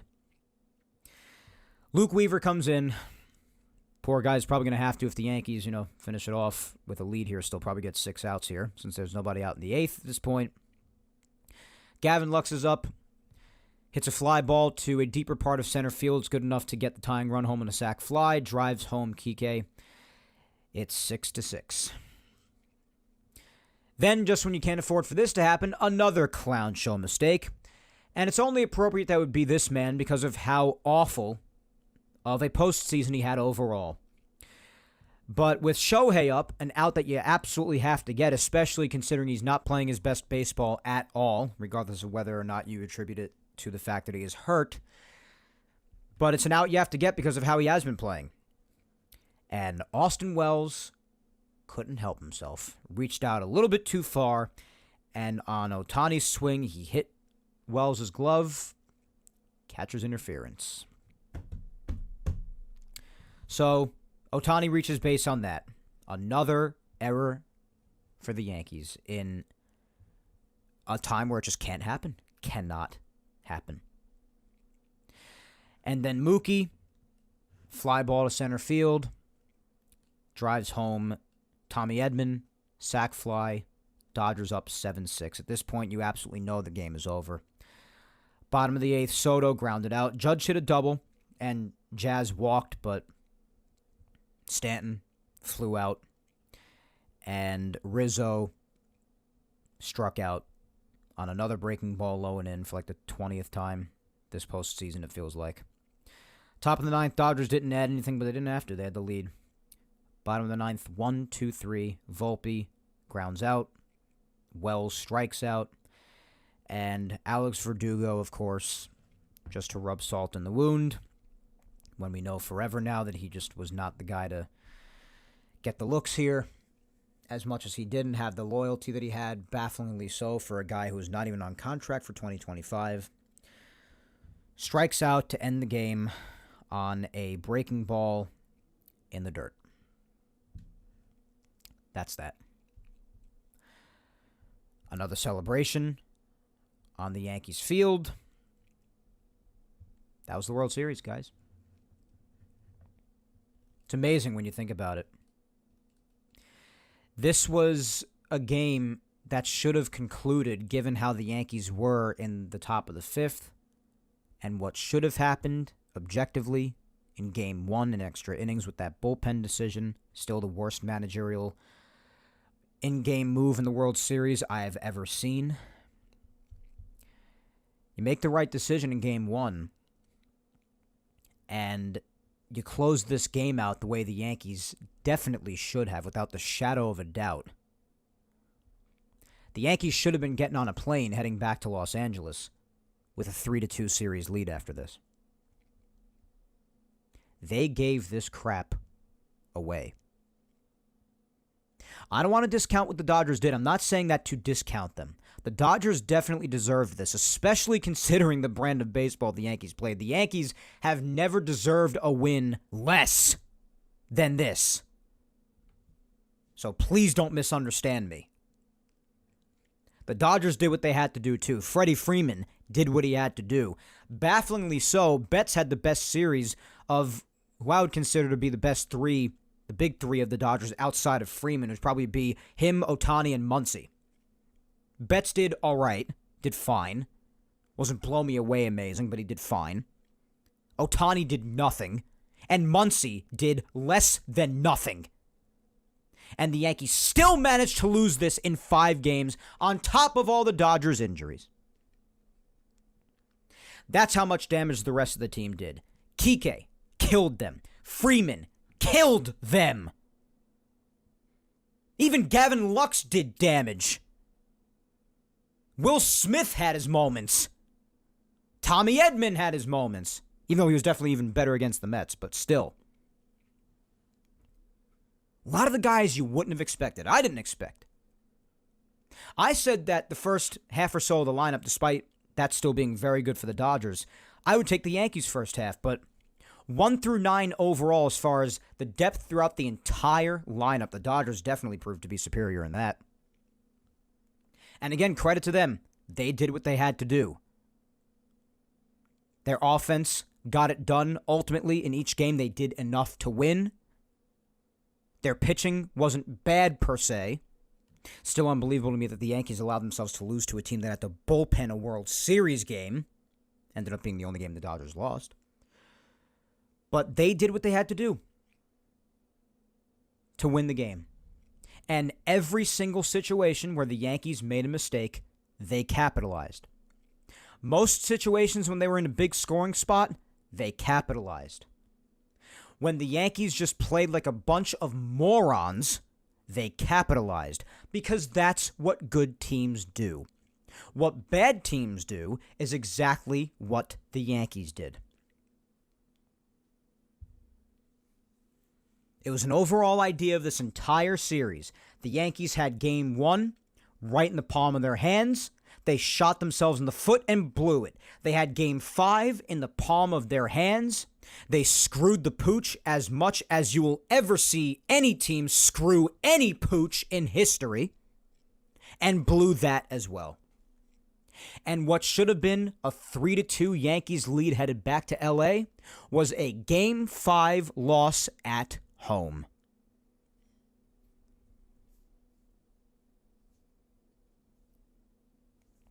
The Dodgers fully deserved this. They fully deserved it.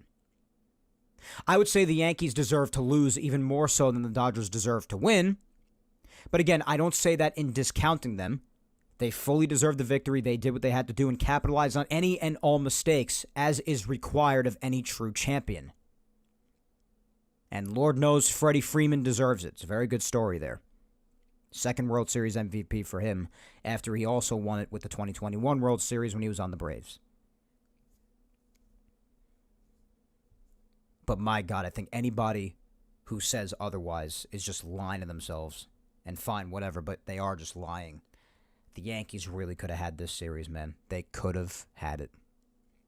If anybody's being honest with themselves, despite how pissed off and tormented you are by this series like I am, and how much the Yankees deserve to lose, I'll be the first one in line to say that. They really could have had this. You bring Tim Hill in when he's supposed to be brought in Game 1, who knows what happens, but I am damn near certain he gets the job done. We don't know for sure, but I definitely think it was a better opportunity than what they went with. You hold a 5-0 lead in the 5th inning with a no-hitter intact and don't make the most mind-boggling mistakes anyone has ever seen, one after the other, and blow the game in stunning fashion. This is an entirely different series. Entirely different. Whether or not you hate the Yankees, you got to admit that a decent chunk of it, especially games 5 and 1, especially game 5 in the 5th inning, they just beat themselves. And what did I say so many times throughout 2024? Especially from the period from mid-June all the way to that part of August where they really started to turn around a little bit finally. The Yankees just constantly got off on beating themselves. They did it so many times. And all of their stupid mistakes that they would make, whether it be on the field, on the bases, the offense pulling as many vanishing acts as they often did.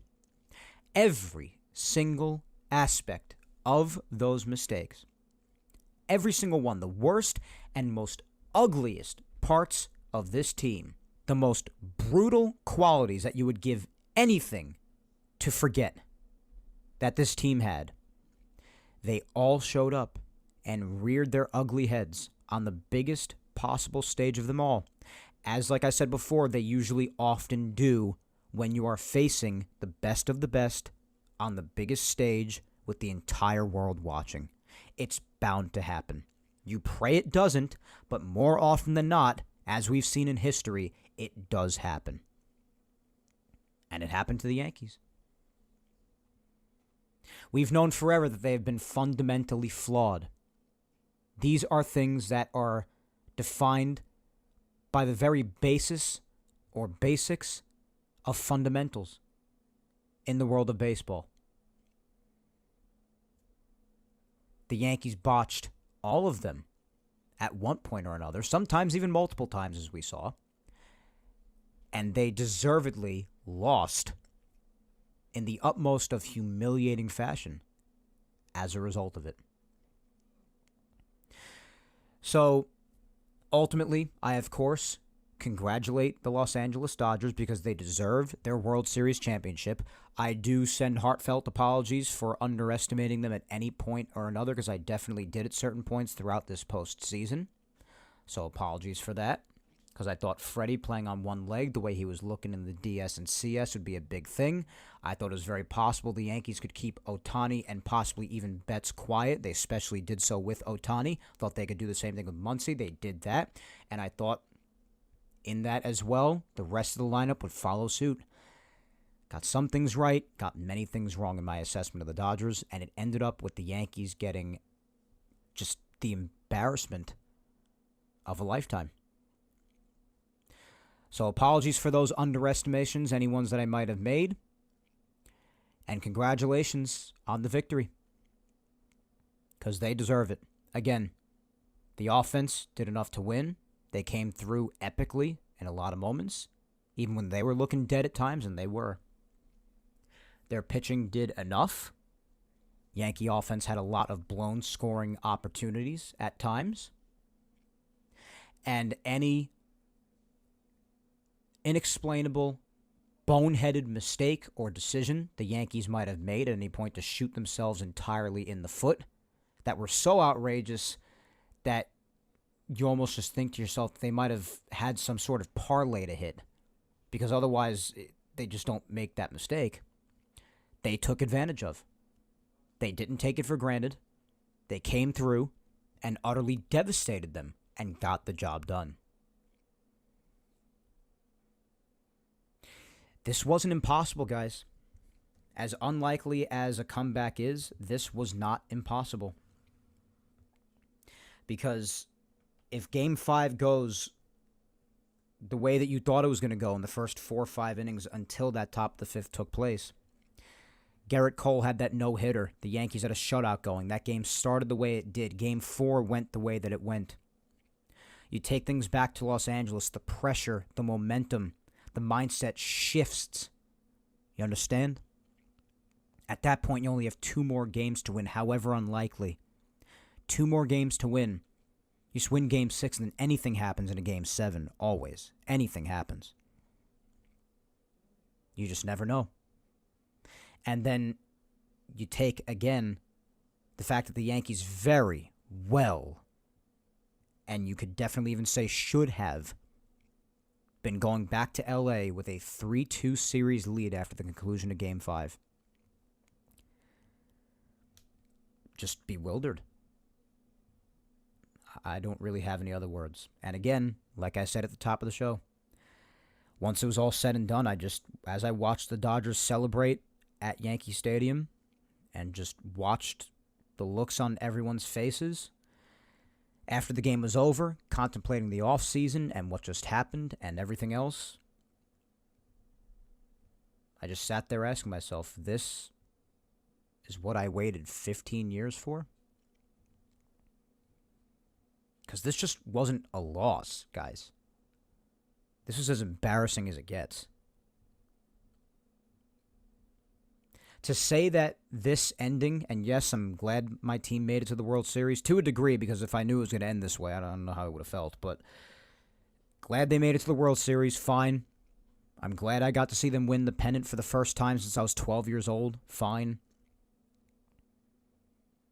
But it would be the understatement of my entire life to say that this World Series drained me in a way that no other postseason round ever did, whether it be in baseball or another sport. I have never had another round of anything in the postseason physically, emotionally, and mentally drain me the way this one did.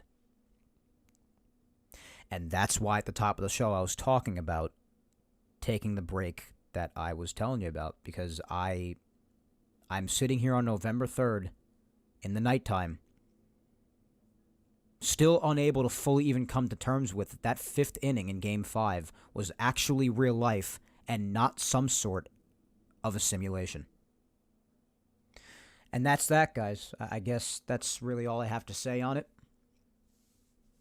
So much has been said by me on Twitter, by everybody, everywhere, up to today.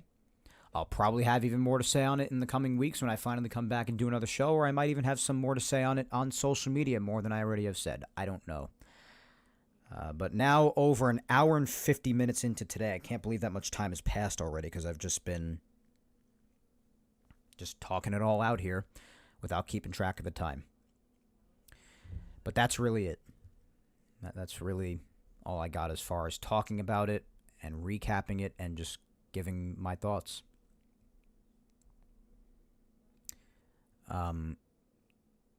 Yeah.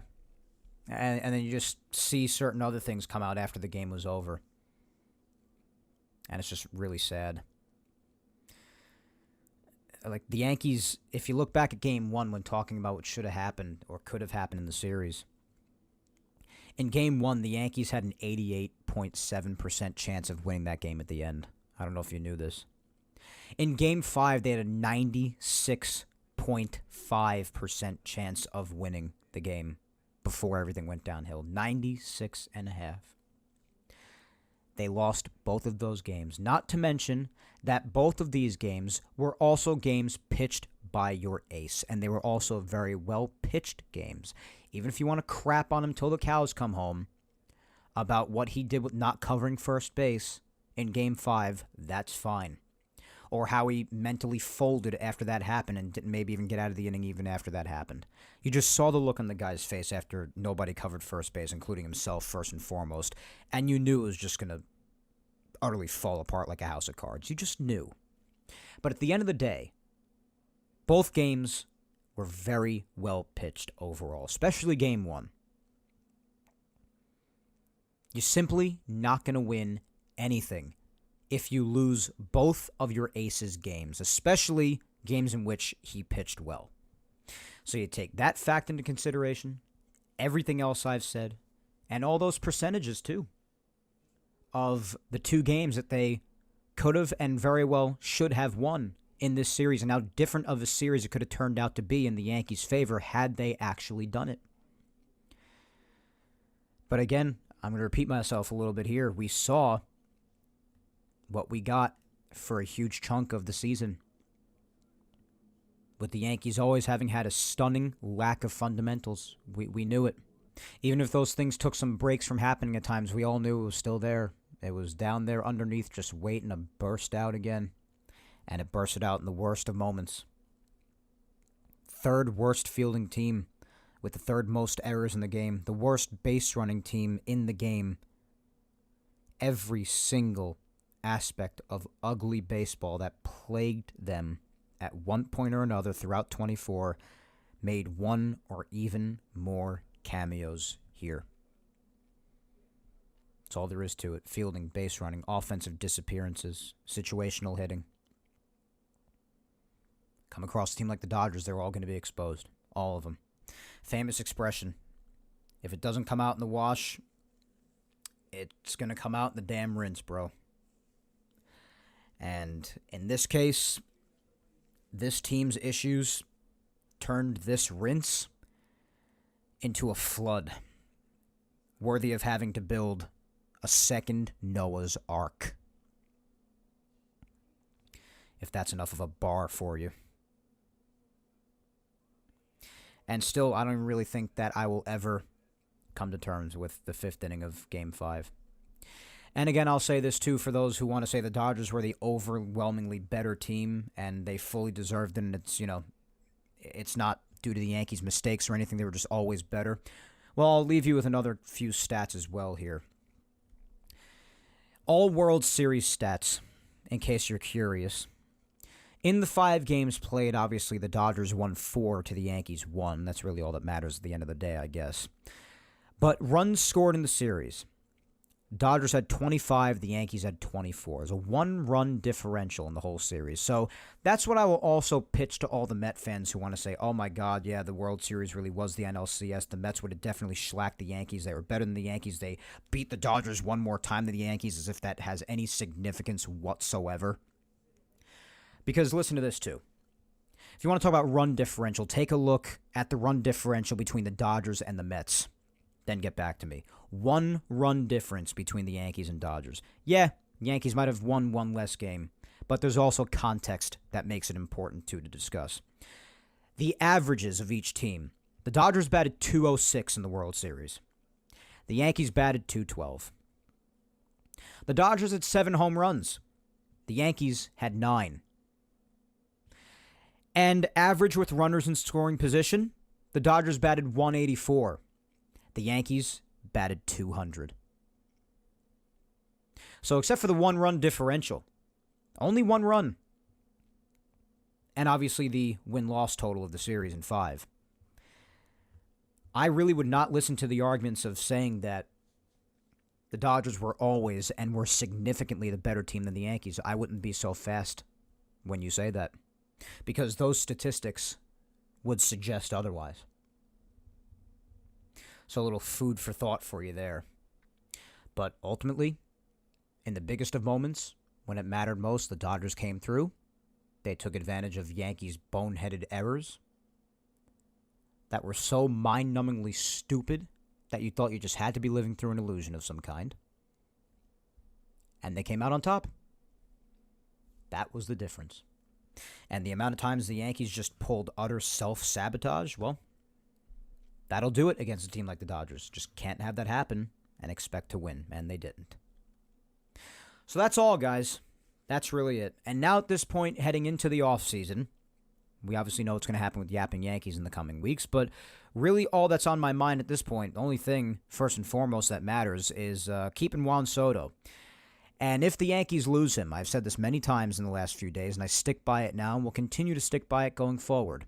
If the Yankees lose Juan Soto, I truly hope that Yankee Stadium, this will never happen, I'm aware of that in reality, but I hope that the stadium, Yankee Stadium, is 3/4 empty next year to start the year at the least, because I don't know how the season would go, but I think we all know how it ultimately would go.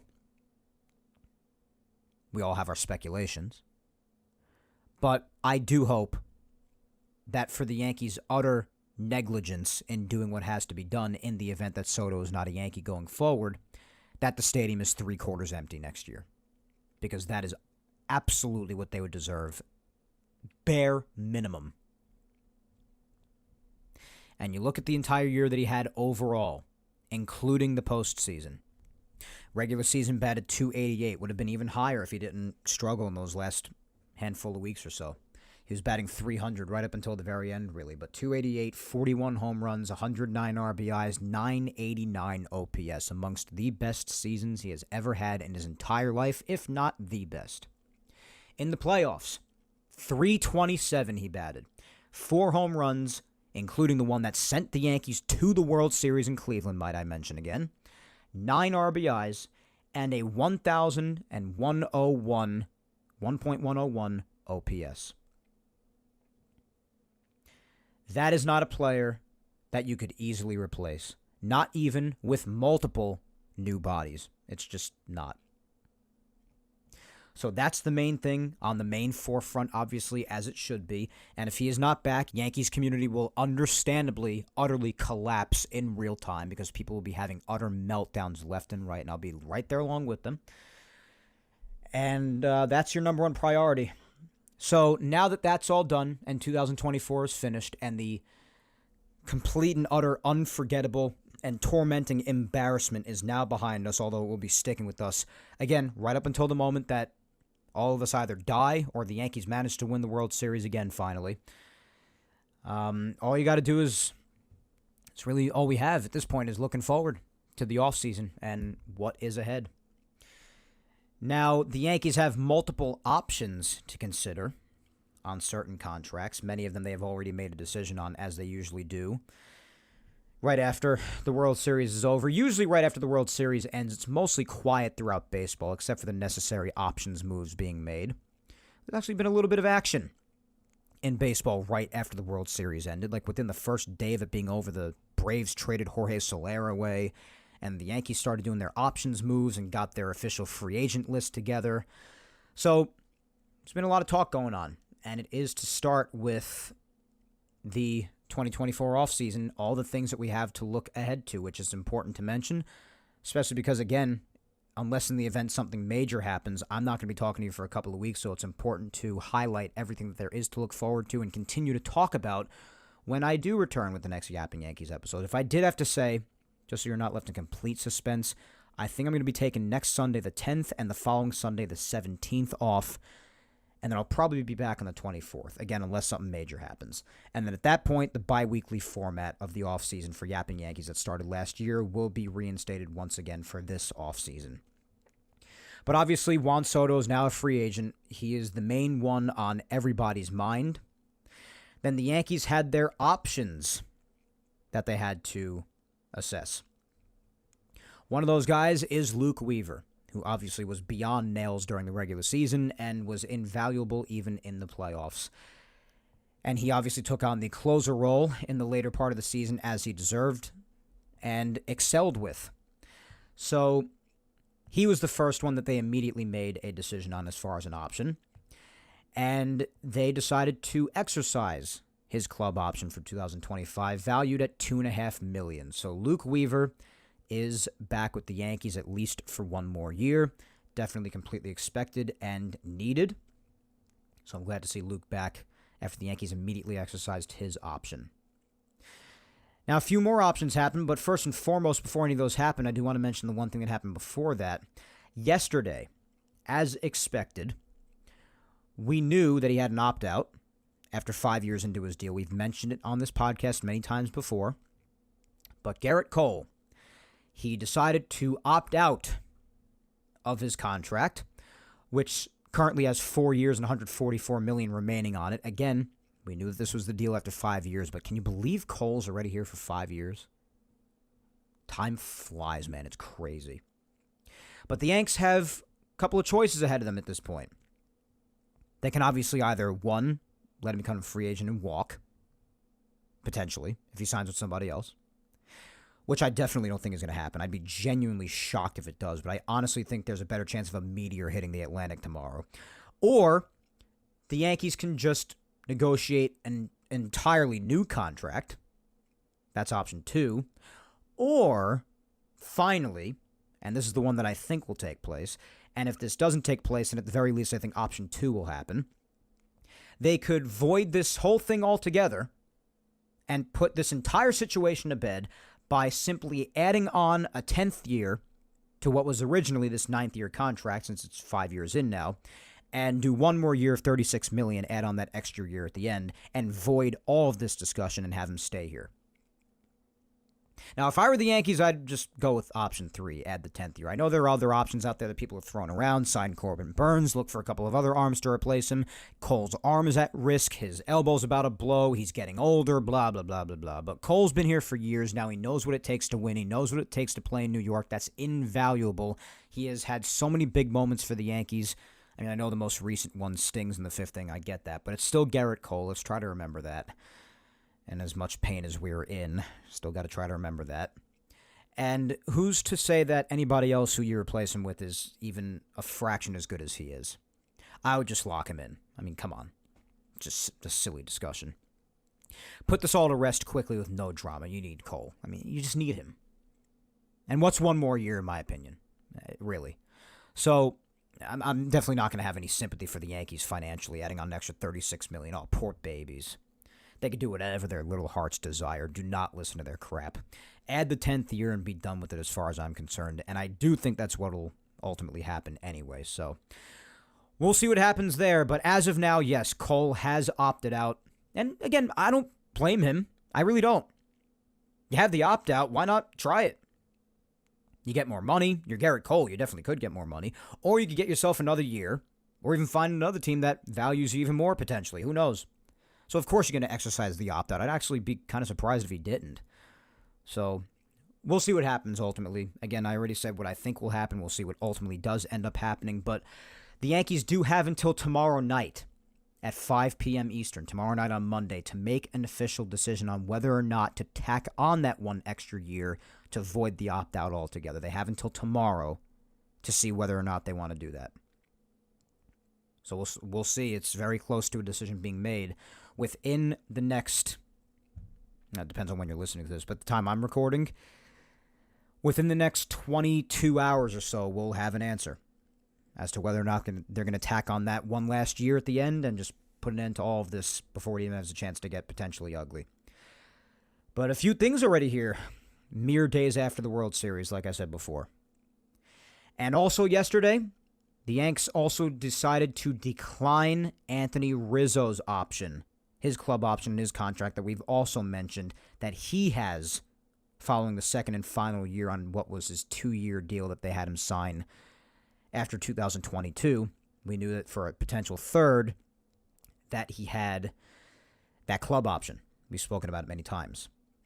With this, the Yankees do have to pay the $6 million buyout agreed upon at the time of the contract in 22, unless they work out another and cheaper deal. But honestly, this move, as far as being expected or unexpected, like the couple that I discussed prior to this, whether it be Weaver or Cole, this move was definitely expected and correct as well, if I'm being honest. I mean, listen, as a person, I've said this many times, as a person and presence, his important presence around the clubhouse, I love Rizzo as much as anybody. Even on the infield, the way he'll go over and talk to a pitcher to settle him down and maybe even give him some advice. I mean, this just not a quality you see in too many guys. I love the guy as much as anybody. I was just about as excited as anybody was when the Yankees acquired him at the 2021 deadline. And despite all the difficulties that he has experienced since his concussion in 2023, I love the guy. I always have, even back in his Cub days, as much as anybody. And it has broken my heart to see that decline after his concussion. But guys, if we're being honest, regardless of the love that you may or may not have for the guy, playing-wise, it had to be done. Had to be done. That said, and I've seen others say this too, if he chooses retirement or maybe he chooses to go back to Chicago to finish off his career with the Cubs, which is what I said that he probably should personally do, as painful as it would be to see him go and play with anybody else to end his career. I mean, his postgame even broke my heart. Just keeping the Yankee jersey on, saying that he didn't want to take it off, and playing for this team was something that every player should get to experience, and just being right on the verge of getting emotional. It broke my heart. It did. It's a shame what has happened to Rizzo, and I don't want to see him go as far as my heartstrings, what they say. But from playing-wise, and I've said it many times for months now, I'm saying it again here, it has to be done. Had to be cut. Just clip it, you know? But with that said, again, right after, regardless of what he chooses, if he goes back to Chicago and plays another year or two, or if he retires right now, especially if he retires right now, you get him right to the table and sign him as a coach immediately. Immediately. That's my view on that. So that's the deal with Rizzo. They declined his option. I doubt you will see him play in Yankee uniform for another game again. He definitely shouldn't. But it is still sad, and I still love the guy. So again, depending on when he retires, now or later, I don't know what he's going to do. Get him on here as a coach as soon as he's done playing, whether it be now or later. Sign him as a coach, preferably an infield coach. A couple of other pieces of news, though. The Yankees also declined their option for Lou Trevino today. Definitely to be expected. Now, for those saying, who the hell is that? Well, he's the guy that they got at the 2022 deadline from the A's alongside Frankie Montas. He was a great bullpen arm to finish off 2022, but he has basically been injured since then. He really hasn't played at all. He didn't see a single pitching appearance in 2024 or 2023. So, yeah, I completely expect that. And who's to say his injury troubles just wouldn't even continue? If you're going to keep staying here and miss years upon years upon years from injury and never do anything for the team, then what are you doing here? So I don't blame the Yankees for declining that option in the slightest. He's missed more time with injuries than anyone even cares to count. I mean, best of luck to him as far as I'm concerned. I mean, but it's got to be done. So those are the options moves that the Yankees have made. The Garrett Cole decision will be coming within the next 22 hours or so. But otherwise, guys, that's what happened so far. We'll probably see some more news trickle out throughout the next couple of weeks. Again, if it's anything beyond major, then I'll be right here with you to talk about it the following Sunday of whenever it is to happen. And, 11 minutes ago, something else got added, too. The Yankees added De Los Santos, J.C. Escara, and Taylor Trammell to the 40-man roster. Well, I imagine because of all the guys who have hit the free agent market as of now, they have a lot of open roster spots to the Yankees, so don't expect that to last, but that's the deal as of now, so that was a little roster move for you. But the free agent picture right now, guys, Tim Hill, Clay Holmes, Tommy Kahnle, Johnny Loizaga, Juan Soto, Gleyber Torres, and Alex Verdugo. Tim Hill, I bring him back. I don't really know how much he could sustain the success that the Yankees experienced with him in the final months of the season, but I would keep him. I think he's earned it. Clay Holmes, let him walk. Tommy Kahnle, he's at an age now where you could even consider retirement. I don't know. Not really sure. But if he wants to come back in a 1 year, I guess I'd bring him back. Loizaga, I thought he always had the best stuff in that bullpen. I really did. You guys know that I'm a big Johnny Lowe fan, but if he's going to continue getting the injuries that he has gotten every single year, then let him go too. As much as it breaks my heart to say that, because the guy's got his electric stuff as just about anybody. But he's always hurt. He's always hurt. So if it's not for a reasonable amount of money, then let him go. Soto's obviously a must. I mean, everything hinges on that. Everything hinges on that. Glaber, I would give him a qualifying offer, and if he doesn't take the qualifying offer, let him walk. I appreciate everything he did in the leadoff spot in the last couple of months, playoffs included. I really do. But if it's just about the only thing that's even earning him a qualifying offer at this point. So, I mean, that should tell you, because I wanted him off the team in June, so that should tell you how good he actually did. The fact I'm even saying the words qualifying offer. But if he doesn't want that, then let him go. I wouldn't be upset if he went, though. Alex Verdugo, absolutely have to dump him. I mean, come on. What are we doing? Jason Dominguez has got to be out there every single freaking day. Come on. It's not even a discussion. If they bring him back, I'm just going to have a meltdown. So, that's my opinion on what they should do with the free agent picture. We'll see what happens going forward. Obviously, Soto's the biggest name on that. We'll see what they do with Cole. And we'll just see, guys. That's really all we have to look forward to now that it's all done. The offseason. We'll see. Long-ass episode today, guys, I know. But just had a lot of talking to do, a lot to get off my chest. Lots to discuss. What can I tell you? Well over 2 hours. To those of you who made it all the way here to the end, again, you are as real as they come, and I could not thank you enough. Next time I'm back, I will have a social media segment for you again. The episode length will be much more reasonable because it'll be an off-season episode, nothing to recap or talk about as far as games or anything anymore. So, it'll probably be about 2 or 3 weeks. I'll probably be back, if I had to say, on the 24th. I think I'm going to take, again, unless something major happens, like Soto signing with us or elsewhere, or what have you. If Cole goes somewhere else, I'll do another episode because that's huge too. But if he comes back here, then I'm not going to do one because that's really what I expect to happen. I'll just talk about it when we get back again.